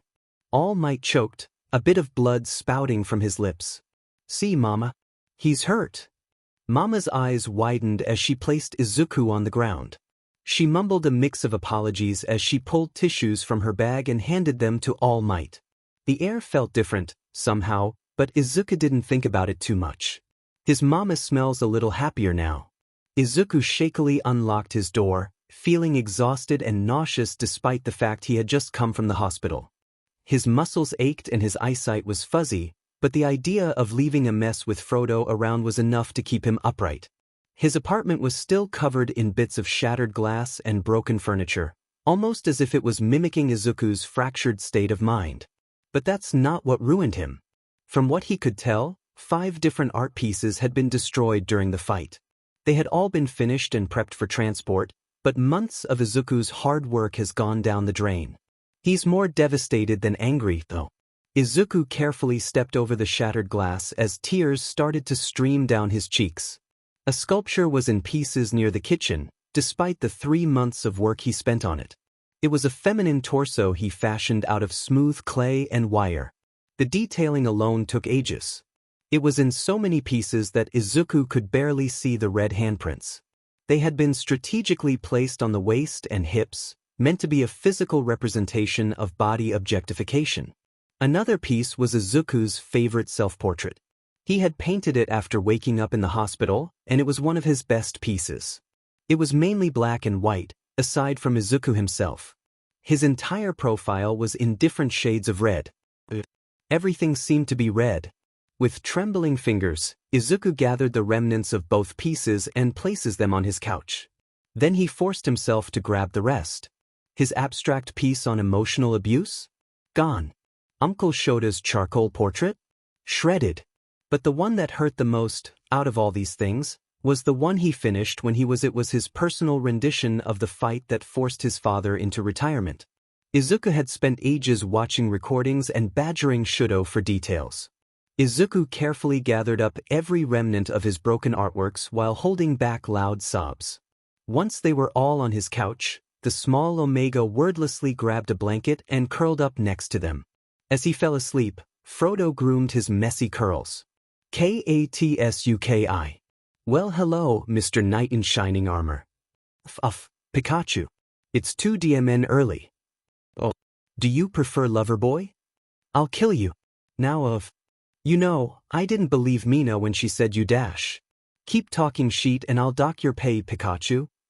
Katsuki shoved past the blonde alpha and made a beeline for the locker room. Since he spent most of his night trying to figure out what the hell happened with Tsukachi last night, the normally well-rested alpha was heavily sleep-deprived. On his way to the locker room, with Kaminari hot on his heels, Katsuki was interrupted by an exhausted Ochako. The small yet muscular Omega looked like she hadn't slept at all last night, which was evident considering that she was still in her clothes from yesterday. Ochako held up a file, grinning tiredly. I've got that criminal file for ya, Cats. I had to pull strings, but I printed it this morning. Did you not go to sleep? The Omega pursed her lips and shrugged. Considering what this a-hole has done, I'm perfectly okay with missing sleep. I've never wanted to punch someone as much as I do right now. Denki leaned against Ochako and poked her cheek. Is it that bad? Ochako blinked sadly. Yes. Katsuki sighed and took the file from his tired assistant and flipped it open. Sure enough, F-Face's 3 mugshots were plastered on the first few pages. The file itself wasn't very big, but that's not what he's worried about. Why the F? Are all the names marked out? Ochako's frown deepened. Victim confidentiality. Aizawa-sensei retrieved it for me, but he said the victim is under government identity protection.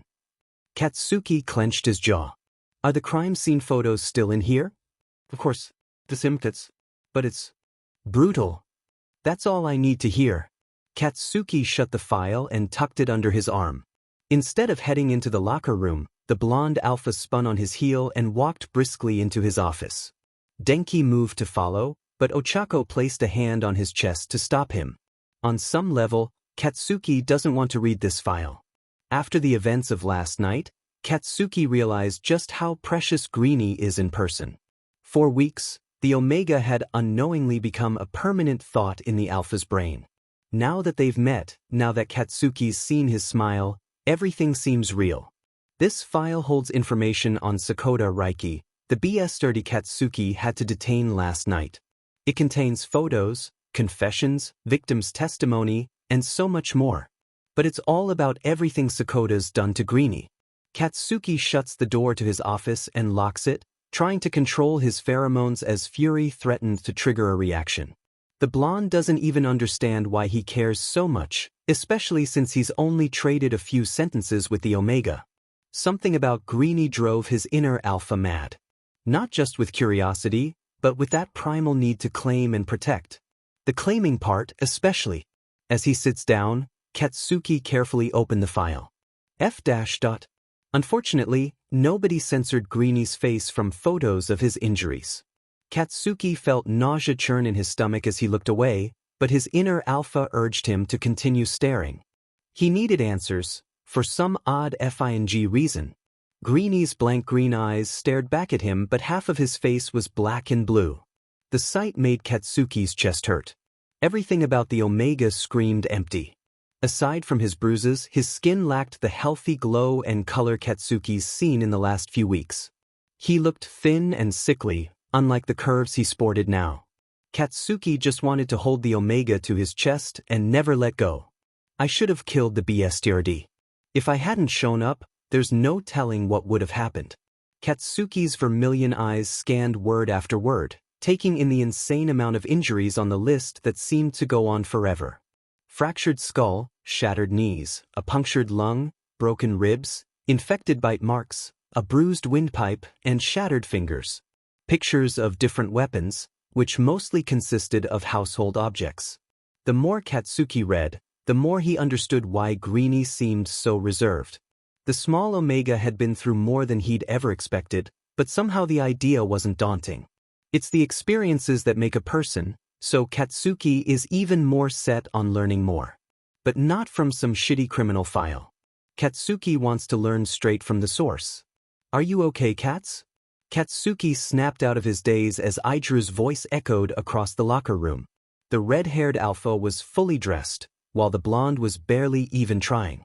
I'm FNG dandy, shitty hair. My alpha won't FING relax, so I feel like I wanna hit something. Idru's face softened. Is this about what happened yesterday? Don't ask stupid questions. The sturdy alpha chuckled at Katsuki's response, but that didn't exactly lift the blonde's spirits. If anything, it made him even more annoyed. I figured. Why don't you try talking to him today?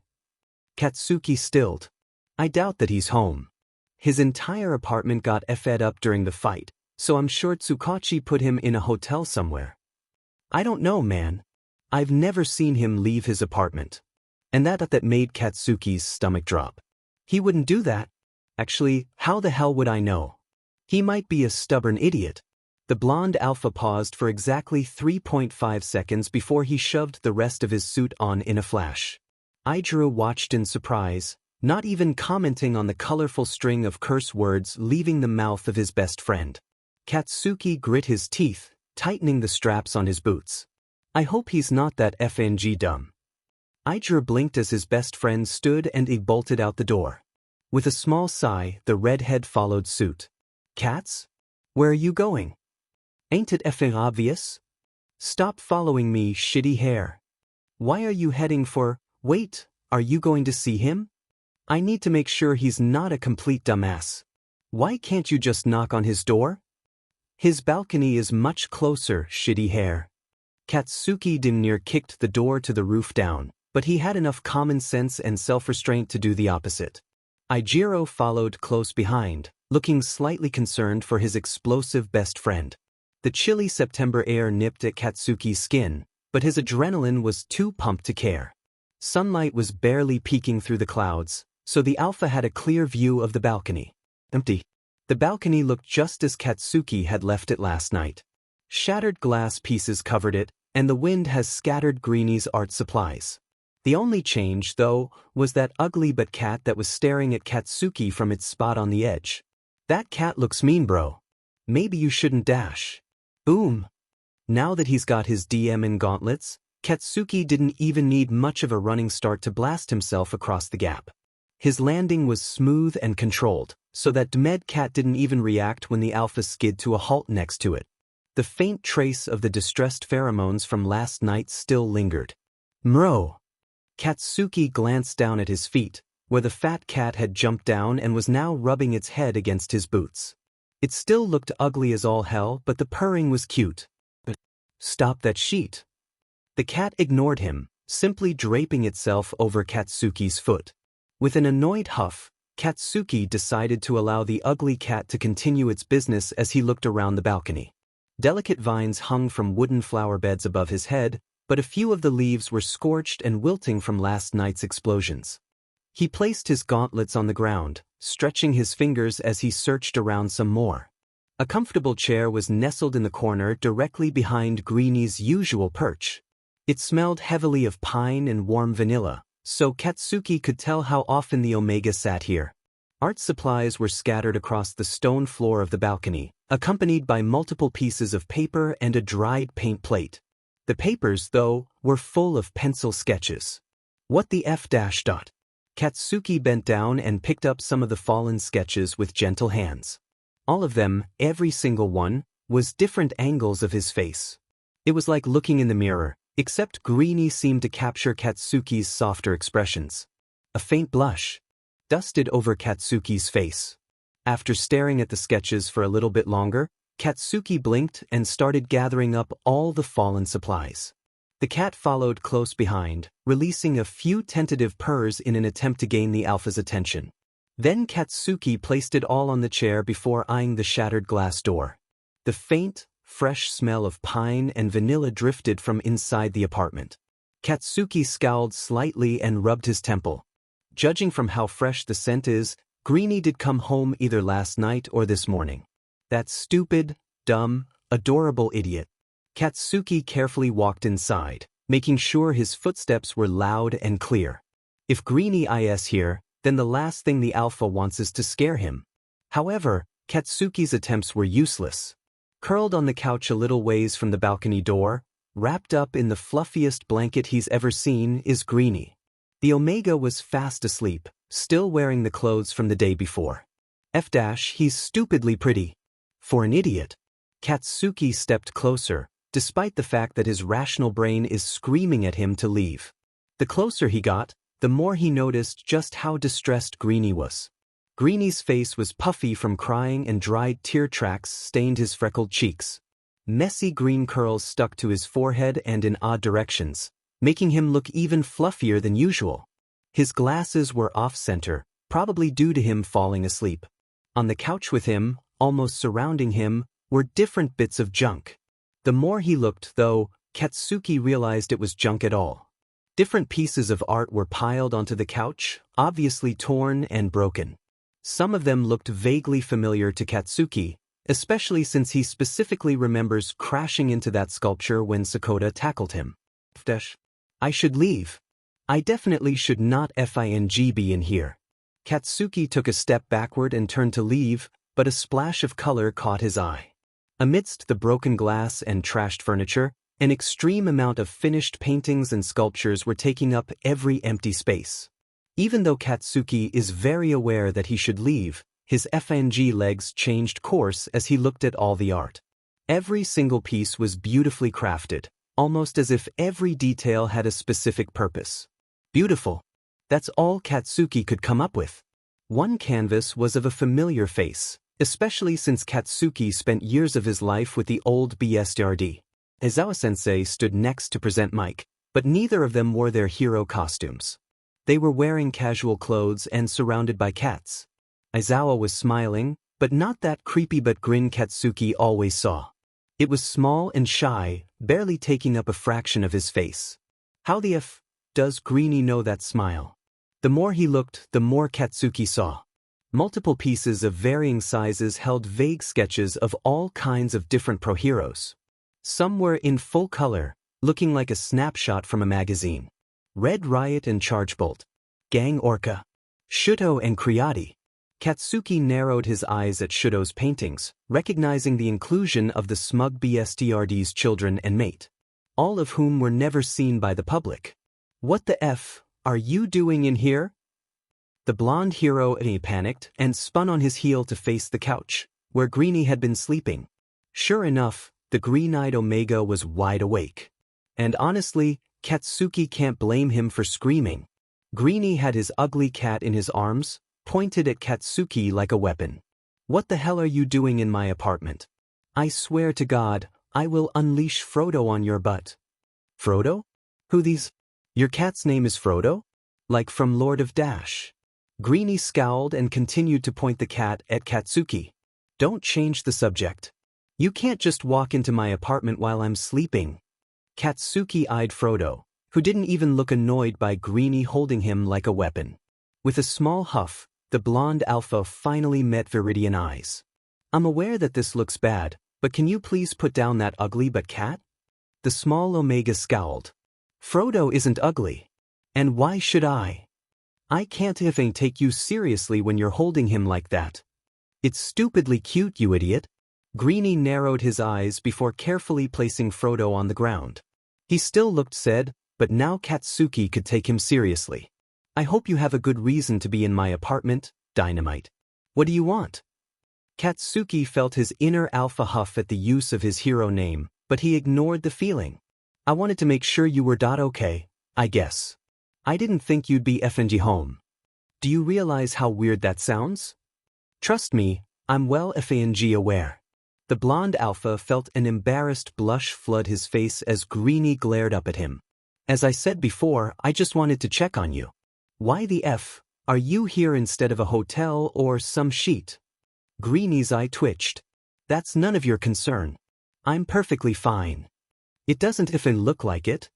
The small Omega stilled, studying Katsuki's face. At that moment, Katsuki is absolutely positive that Greenie has the overwhelming power to kill him.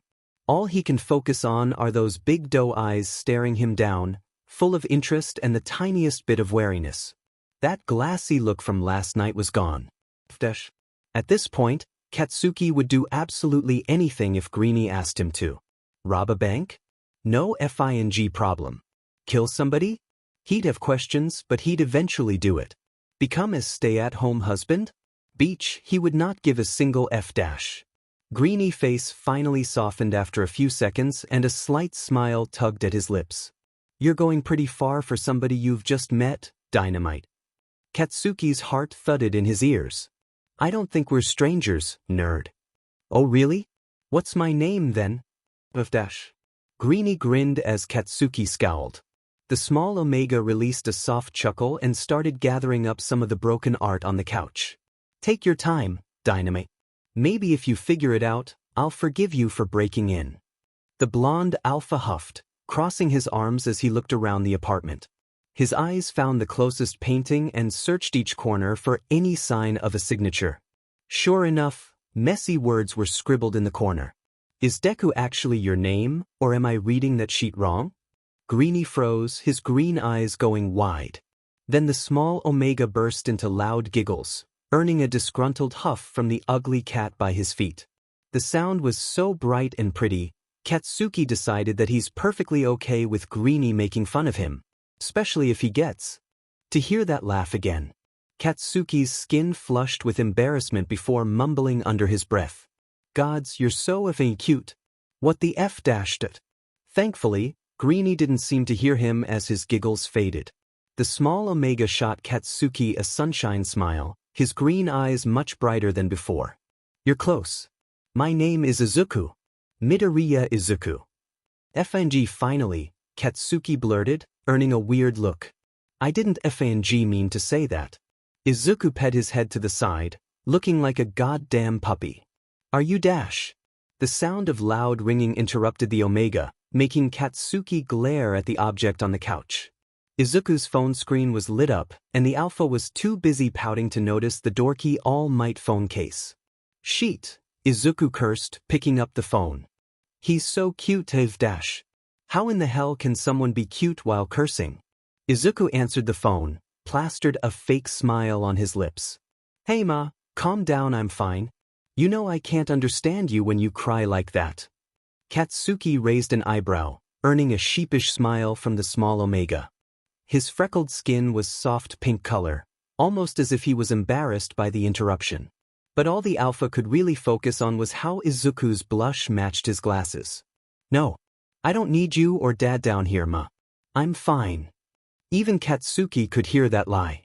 Before Katsuki could voice his own concern, a familiar beeping sound echoed from his right hip. The pager was a requirement for all heroes at his agency, especially since he's currently ranked number 1. This pager means that something huge was going on. Katsuki scoffed, pressing the button to silence the annoying sound. He looked at Izuku, who was eyeing the object with a mix of curiosity and concern as he listened to his mother's voice. I have to go. Are you dash? The pager started to go off again. Izuku chuckled softly before placing his hand over the receiver. You should probably get that, Dynamite. I'd hate to bother you any more than I already have. Katsuki swallowed thickly. Right. And with that, Katsuki forced himself to leave the sweet-smelling apartment and grabbed his gauntlets from the balcony. As he blasted himself off that ledge, the alpha could feel soft green eyes on his skin. For some reason, Katsuki feels like he should have said something.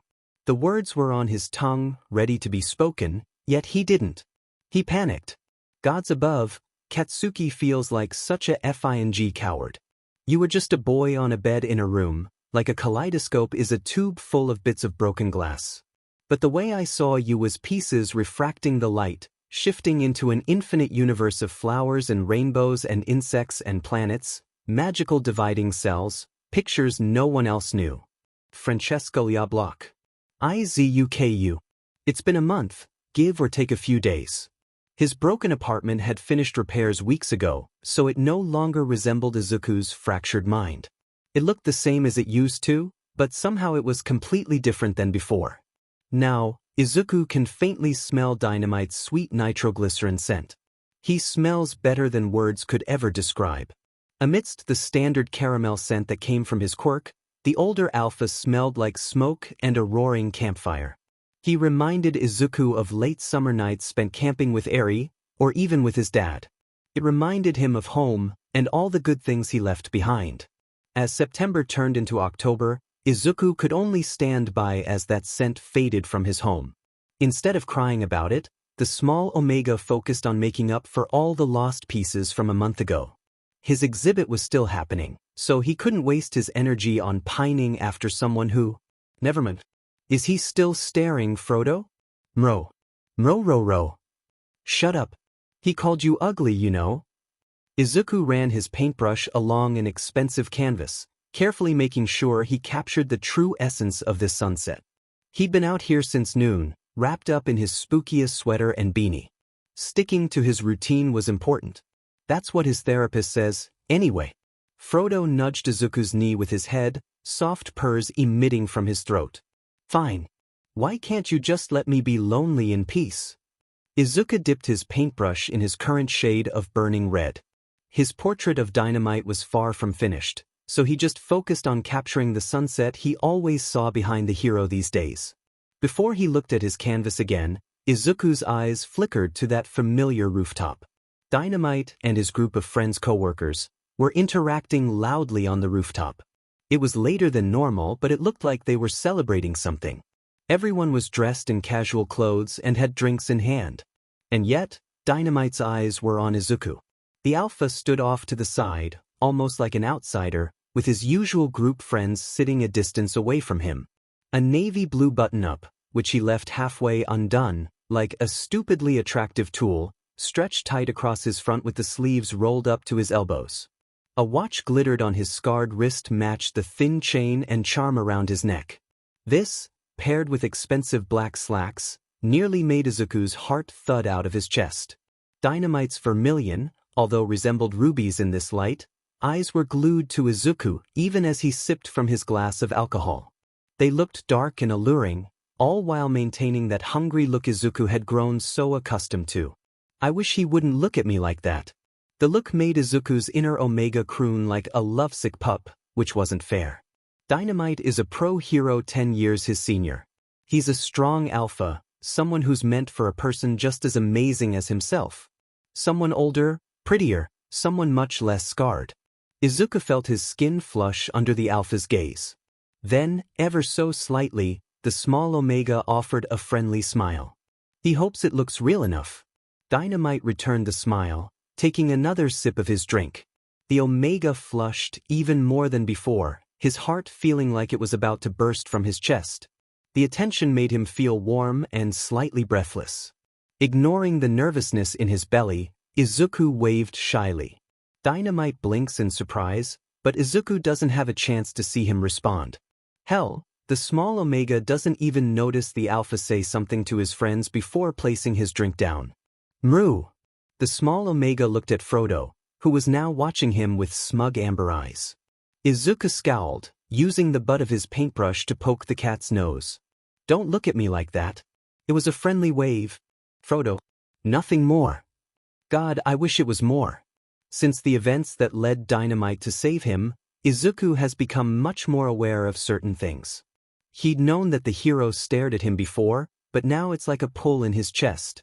Now, those ruby-red eyes seem to draw his attention like metal to a magnet.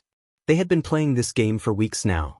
Izuku took a shaky breath, ignoring the flush in his cheeks and the vermilion eyes on his skin. Instead, he ran his paintbrush along the canvas again. Processing his emotions in a healthy manner is not something Izuku is particularly good at.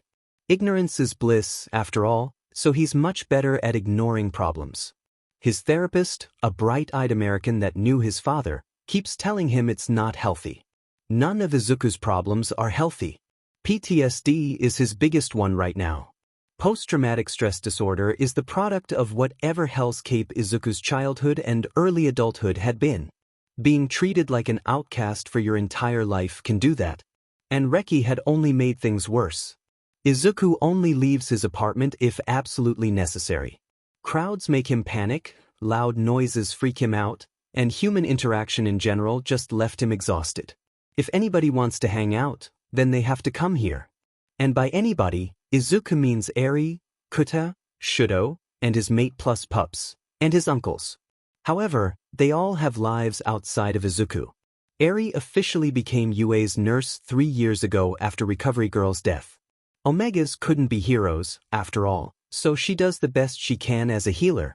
Thankfully, Eri could keep up with all those heroes in training since she interned under Dynamite himself. Then there's Kuta, who hasn't been exactly easy to talk to since Izuku rejected him months ago. He's an Alpha Pro hero now, so his schedule was even busier than Eri's. Shudo already has his hands full as number 2, but he also has a mate and full house of pups to think about.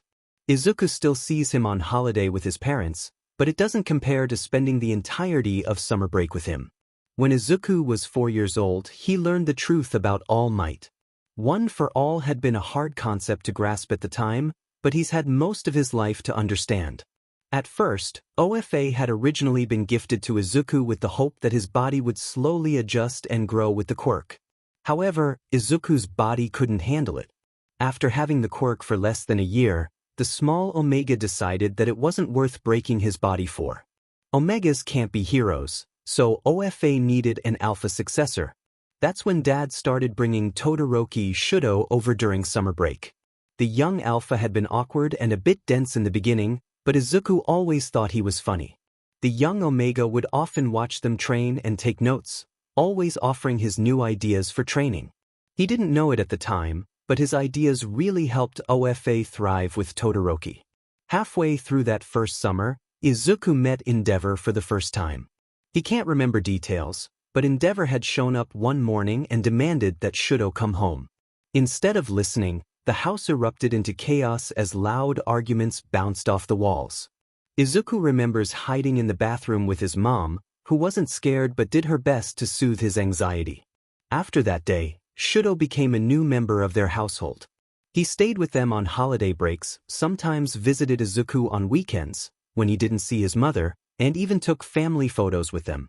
Shudo is Izuku's older brother, even though nobody knew about it. Izuku's best memories were of begging Shudo to do cool things with his quirk or test new training moves. As he grew older and learned more about his past, it only increased Izuku's admiration for his older brother. And after what happened with Reki, Shudo was the only person who truly understood what Izuku was going through. Trauma essays but it made them closer. I think I'm done for the night. Maybe dash. Ding. Izuku's body immediately recoiled at the sound of his doorbell. Brief glimpses of memory flashed through his brain, no doubt because of what happened last time an unexpected person knocked on his door. The small Omega swallowed thickly before placing his down. Frodo rubbed against his arm, looking expectantly at him. I don't remember inviting anyone over. For a few seconds, Izuku has to rationalize with himself. Raiki is in jail until the trial, which he wasn't needed for since Dynamite's witness testimony would suffice. Plus, the resulting increase in security means that whoever was at his door had permission and wouldn't hurt him. Izuku takes a small breath and stands on trembling legs. As he turns to walk inside, the small Omega locked eyes with intense red ones. Dynamite was still watching him, but his eyes were narrowed slightly. He must be experiencing déjà vu as well. The small Omega ignored the heated stare and continued inside, where his doorbell was still ringing. Frodo followed close behind, grunting a few times as he kept up with Izuku's feet. Izuku carefully opened the door, wholly underprepared for who was on the other side. Surprise! To Izuku's delight and slight chagrin, both of his parents stood on the other side. His mother wore her usual casual wear, which was always odd to see since she always wore overalls nowadays. Toshinori wore his usual attire, but this time supported his weight on a cane Izuku's never seen before. His health is slowly declining, so it made a little sense. Inko burst into tears immediately before hugging Izuku tightly. "Mas!" Izuku returned the hug immediately, breathing his mother's rainwater scent. Inko held him tightly, despite her short stature. "Oh, my baby! You nearly gave me a heart attack when you didn't answer the door." Izuku laughed awkwardly. I wasn't expecting you, honestly." His mother huffed, still hugging him tightly. "Were you on that balcony again?" "Honestly, honey, I can't dash." "Inko dear? Perhaps you should let him go so we can head inside." Izuku shot his father a grateful glance as Inko detached herself from him. Toshinori chuckled, moving for a hug as well. "I'll get some tea started. I should have a little left over from Shudo's visit last week." Toshinori smiled warmly as Izuku led them inside. "Good. We much to catch up on, my boy. How is little Frodo?" "Fat, grumpy, and still an a-hole." "He's still his usual self, then." "Katsuki. Relax, Bakubro. This is your party after all." Katsuki hummed, nodding at Ijiro's words as he stared at the empty balcony. It's been an entire month since Izuku's assault, and he's still pining like a total FING idiot. All interactions with the Omega have been stares and awkward smiles. It's a strange dance, but Katsuki FNG hates dancing. A large part of him wants to launch himself onto the balcony and talk to the Omega himself. Katsuki wants to check on his well-being or maybe even make him laugh. The other parts, the more rational ones, know better than to do something that impulsive. Deep down, Katsuki knows that Izuku is probably much younger than him and likely isn't interested. That notion alone is bitter in his mind. You must really like him since you haven't yelled at Denki once. Katsuki snapped out of his daze and shot a half-hearted glare at his best friend. Ijiro simply grinned, completely unaffected by the glare. "Do you want me to scream on your mate, shitty hair? I'll happily oblige." Ijiro chuckled, finishing off the last bit of his red wine. "That's not what I meant. It's just nice to see you interested in someone." Few and Dun's face. "I'm not Dash. Dude. You've been having a staring contest with him for a solid hour." "Your effing point?" The red-haired alpha gave him an amused look before staring intently at his empty wine glass. "It's your agency's anniversary, Cats. All these people are here to celebrate your accomplishments, but you only have eyes for Midoriya."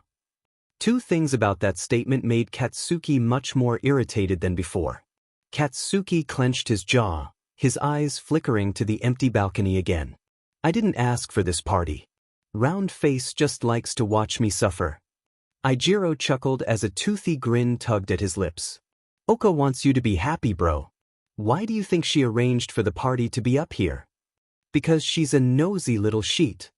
Before Ijiro could respond, Katsuki noticed a tiny bit of movement on that diamond balcony. Frodo, who had disappeared with Izuku, climbed his ridiculously extravagant cat tree, his tail puffed out slightly as he stared inside. Then came Izuku, who looked frazzled and nervous as he exited his apartment. He looks really FNG anxious. But the answer, as you might expect, was not something Katsuki ever considered himself ready for. A short woman clung to Izuku's side, obviously fussing over him in a way a mother usually would. Plus, they were DMing near identical. After the woman finally sat down, Izuku turned and walked inside again. When Izuku appeared again, he had a cane in one hand and a frail old man in the other. However, Katsuki quickly recognized the old man from his years at UA. It's hard to forget the face of the man who saved his emotionally stunted but from the LOV. No FNG way. Katsuki huffed loudly, earning a confused glance from Ijiro. What the F dash? What the F dash? What the F dash? All Might was laughing and ruffling Izuku's curls like it was something he did all the time. Hell, he looked a lot better than he did a few years ago. He still looked weak, but his eyes were brighter and his smile much less forced. Katsuki faced his best friend, who still looked confused. I'll be right back. Make sure nobody follows me. Ijiro blinked, watching as Katsuki downed the rest of his scotch. Are you finally asking him on a date? If you are, can you wait till tomorrow? Denki and I have a bet dash. Thankfully, Katsuki didn't stick around long enough to hear the rest of that sentence. If he had, then he probably would have kicked someone's butt into next week. Instead, he moved closer towards the balcony. Look at me, damn it. Izuku seemed oblivious to Katsuki's gaze, which might have been a little irritating. The small Omega was clearly anxious and frazzled about whatever was going on, so that bothered the Alpha more than anything else. He had his questions too, of course. But right now, more than any questions he might have, Katsuki wants Izuku's pretty green eyes on him. He wants the nerd to look at him, or at least acknowledge his FING existence. Is that too greedy? Selfish? Katsuki doesn't have long to think about it, though, because his legs moved on their own. Boom! Izuku. Boom. Before Izuku had a chance to answer his mother's question, which was on his therapy, so he wasn't too keen on answering that anyway, the sound of an explosion echoed through the air. Inko let out a startled yelp, but Tashinori simply sighed. The older Alpha had a wistful expression on his face as he looked behind Izuku. Ah, nostalgia. Some things never change, I suppose. What dash? Izuku turned, his eyes widening as he locked eyes with an all-too-familiar blonde. Dynamite stood right there, on his balcony, with faint wisps of smoke wafting from his hands. If the situation had been different, Izuku probably wouldn't have cared. Except both of his parents are here. Dynamite blinked, holding Izuku's gaze with his own. Hey nerd. This JRK. Don't hey nerd me. What the hell are you doing on my balcony? The blonde Alpha's lips twitched into a slight smile. His vermilion eyes flickered to Izuku's parents, who were watching the interaction. Figured I'd come to say hi. That party is boring as hell, anyway. Izuku felt his skin flush, but he held his ground. You can't keep jumping over here, Dynamite. Use the door like a normal person. I don't think anything about this is normal, Deku. And what is that supposed to mean? Dynamite raised an eyebrow, looking even hotter than before. It's not everyday Yagi-sensei in the city. Last I heard from Icy Hot, the old man was at a special hospital in the country. Izuku stilled. Maybe once, Izuku wanted to tell other people about his dad. When he was younger, things had been different and less complicated. His dad hadn't retired yet and could still use a little of OFA. If villains came after them, Izuku and Inko would be protected. Following All Might's public retirement, villains of all shapes and sizes wanted to kill him. Izuku and Inko were placed under government identity protection shortly after the events at Kamino Ward. And now Dynamite is here. On Izuku's balcony. That's none of your concern, Dynamite. The blonde winced. Katsuki. My name is Bakugu Katsuki. Izuku barely processed the information, which he already knew, but whatever, before narrowing his eyes in suspicion. That's a bit reckless, don't you think? I'm a civilian. Dynamite, no. Katsuki took a small breath at Izuku's accusatory tone. Both were aware that the Omega's parents, even Katsuki wasn't even aware that they were his parents, were watching the interaction with mild intrigue. I think being reckless is in the job description, nerd. The green-eyed Omega huffed, his skin a darker shade of red now. For some reason, hearing the nickname from Katsuki's lips sounded more affectionate than it should. Do you just appear on everyone's balcony, or am I just special? It was meant to be a jab, but the pro-hero blushed. Katsuki's ears were the softest shade of pink as he answered. Bold of you to assume I tolerate everybody. You're obviously special, a mess. This time it was Izuku's turn to flush bright red. I think that's enough, my boy. Join us, young Bakugo. It's been a long time. Toshinori didn't sound bothered by the sudden appearance of Katsuki. In fact, he sounded incredibly amused by the interaction between his son and former student. And just like that, the somewhat tense bubble between Izuku and Katsuki burst. Katsuki cleared his throat awkwardly, tearing his vermilion eyes away from Izuku's freckled skin. He bowed slightly, suddenly looking stiff and formal. Of course, we haven't spoken since I opened that diamond agency. The blonde then moved closer and sat next to Izuku's parents. Why is everyone acting like this is normal? After a few seconds, Katsuki turned to Inko and bowed his head. Apologies. My name is Bakugo Katsuki. I didn't dash. Are you the one who saved him a month ago? Izuku snapped out of a daze and felt the blood drain from his face. Toshinori hummed, sipping his tea as his eyes flickered between Inko and Katsuki. The red-eyed alpha, however, had clenched his jaw at the mention of the attack. Before the hero could answer, Izuku cleared his throat and finally joined them. Bakugo-san handled the situation last month. Inko blinked slowly, processing the information before she looked at her husband. They had a silent conversation before she looked at Katsuki again. Carefully, she grasped the alpha's scarred hand. She looked on the verge of tears. Thank you so much. I'm not sure what we would have done if Izuku had gotten hurt again. Kill me now, please. Katsuki swallowed thickly before nodding. There's no need to thank me, Midoriya-sama. What kind of pro would I be if I didn't do my job? Please, call me Inko. Midoriya isn't my last name anymore. Inko then. Izuku anxiously fiddled with his spooky sweater as Katsuki glanced at him. This entire situation felt awkward and uncomfortable, but not because of the hero's sudden appearance. His mother always made him feel as if he was suffocating. She means well though. Katsuki tore his eyes away from Izuku as his alpha scent shifted from nervous to serious. He looked at Toshinori, who offered him a small grin. You're awfully FNG quiet, sensei. I didn't think that hospital would let you on outings. That's because he wasn't in a hospital. The retired hero sighed, placing his tea on the table. Still blunt as ever, young Bakugo.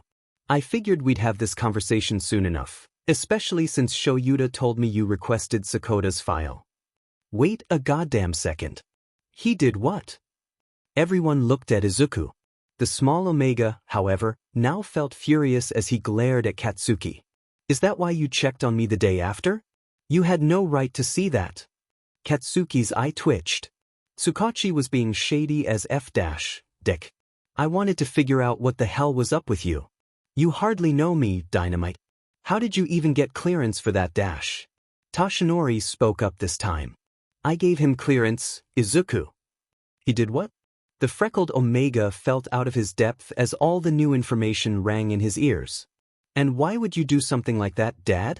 You, of all FING people, know how important my privacy is. Katsuki choked at the new info. Everyone ignored him. Toshinori sighed, folding his hands in his lap.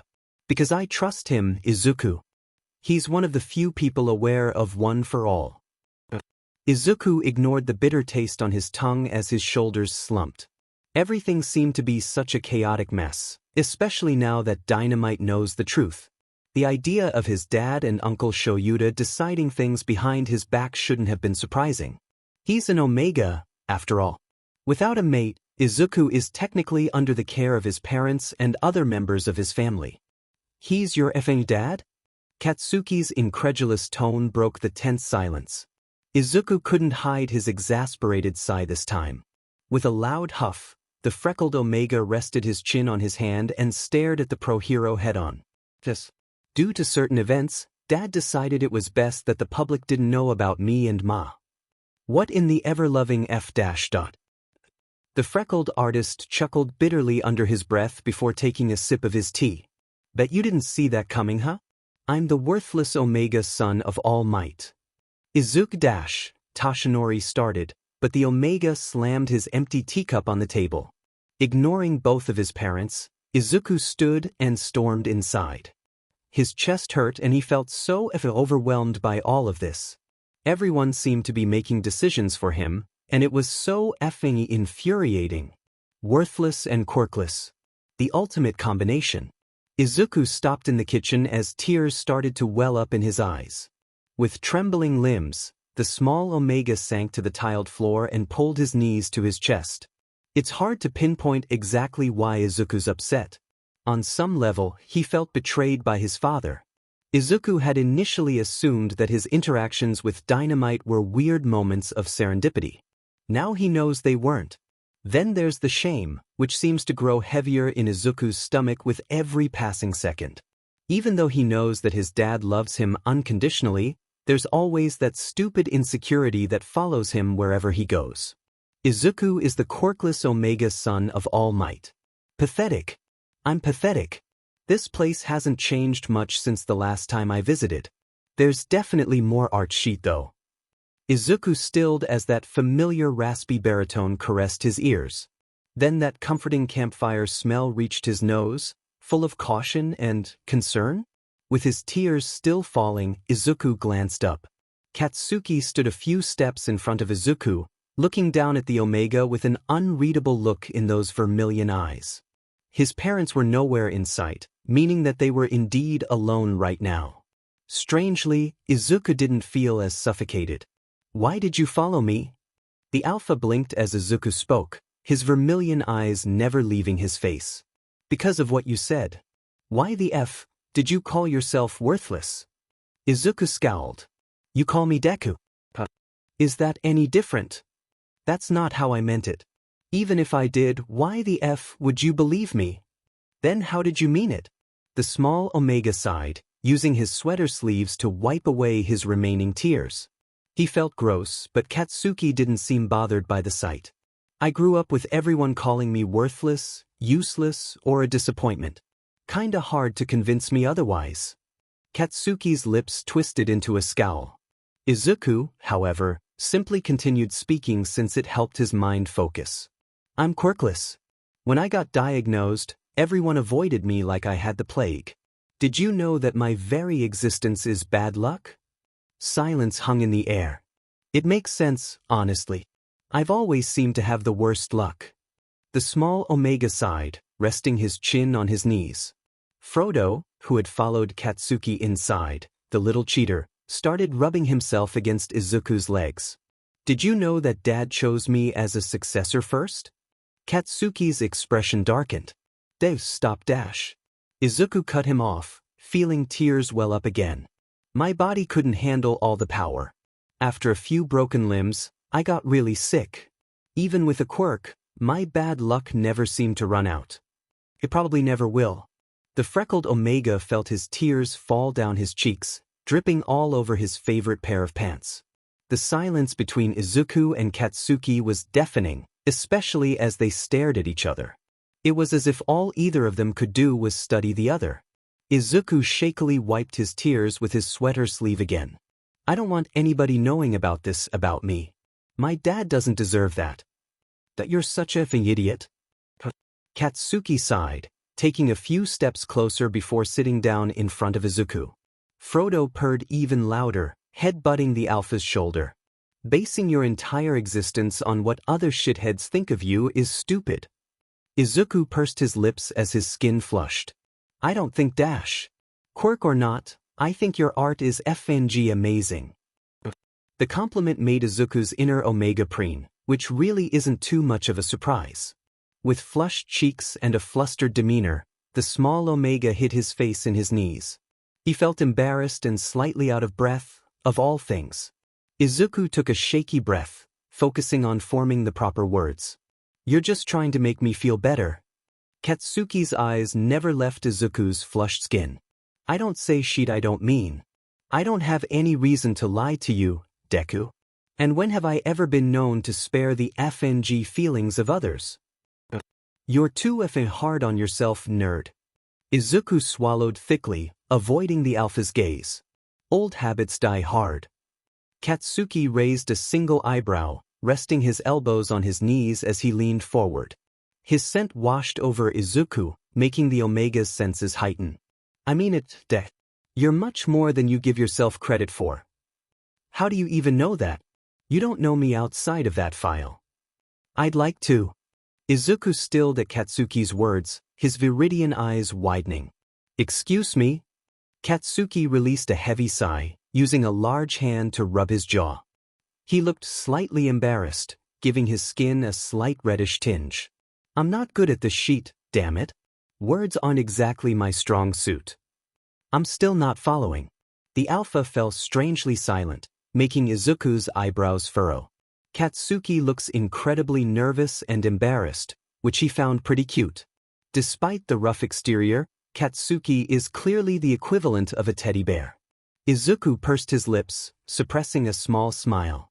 You're freaking yourself out, you know? My therapist says it's better to just speak your mind. Katsuki's lips twitched. Yeah. I can't do it either, but the idea is nice. The blonde hero chuckled under his breath, making Izuku's heart flutter. It sounded so soft and comforting in the Omega's ears. Alright, nerd. I said that I'd like to know you better. Outside whatever bullshit we've been doing lately. Izuku squeaked as his skin flushed a bright red. Oh my god. He wants to talk more. To me? But why the hell are you hiding your face? Izuku's face is buried in his knees again as he tried to keep his heart from leaving his body. He's been pining over this alpha for ages, after all. I didn't think that you noticed. I figured I was imagining things, honestly. Katsuki huffed, but he didn't sound annoyed. I've been staring at you for the past month and a half, Deku. How the F could I not notice? The flustered Omega peeked over at the alpha, still too flustered to show his face. I thought it was because of the attack. Being a hero is your job, and I'm not exactly interesting enough to be Dash. You're wrong. You had my attention from the beginning. Oh my god. Izuku's inner Omega is basically going berserk right now, making him feel incredibly overwhelmed by this new information. Katsuki sighed loudly, finally making Izuku remove his face from its hiding spot. The alpha looked just as flustered. In fact, his skin held a fair amount of pink as he stared at the Omega. I want to know you better, nerd. You're much more interesting than my squad of idiots. Okay. Izuku stuttered, his voice cracking. The alpha grinned, beaming with pride at Izuku's acceptance. But now, we should probably head back outside. Your mom wasn't exactly thrilled to let me check on you first. Izuku sighed, watching Katsuki get to his feet. I'm surprised she let you. Hero privileges, probably. Katsuki snickered, helping Izuku to his feet. His hands felt warm and calloused, contrasting against the Omega's colder ones. They balanced each other out in a comforting way. Come on, nerd. I don't need your mom thinking I got bad intentions or some shit like that. What are your intentions? Friends? Or something more?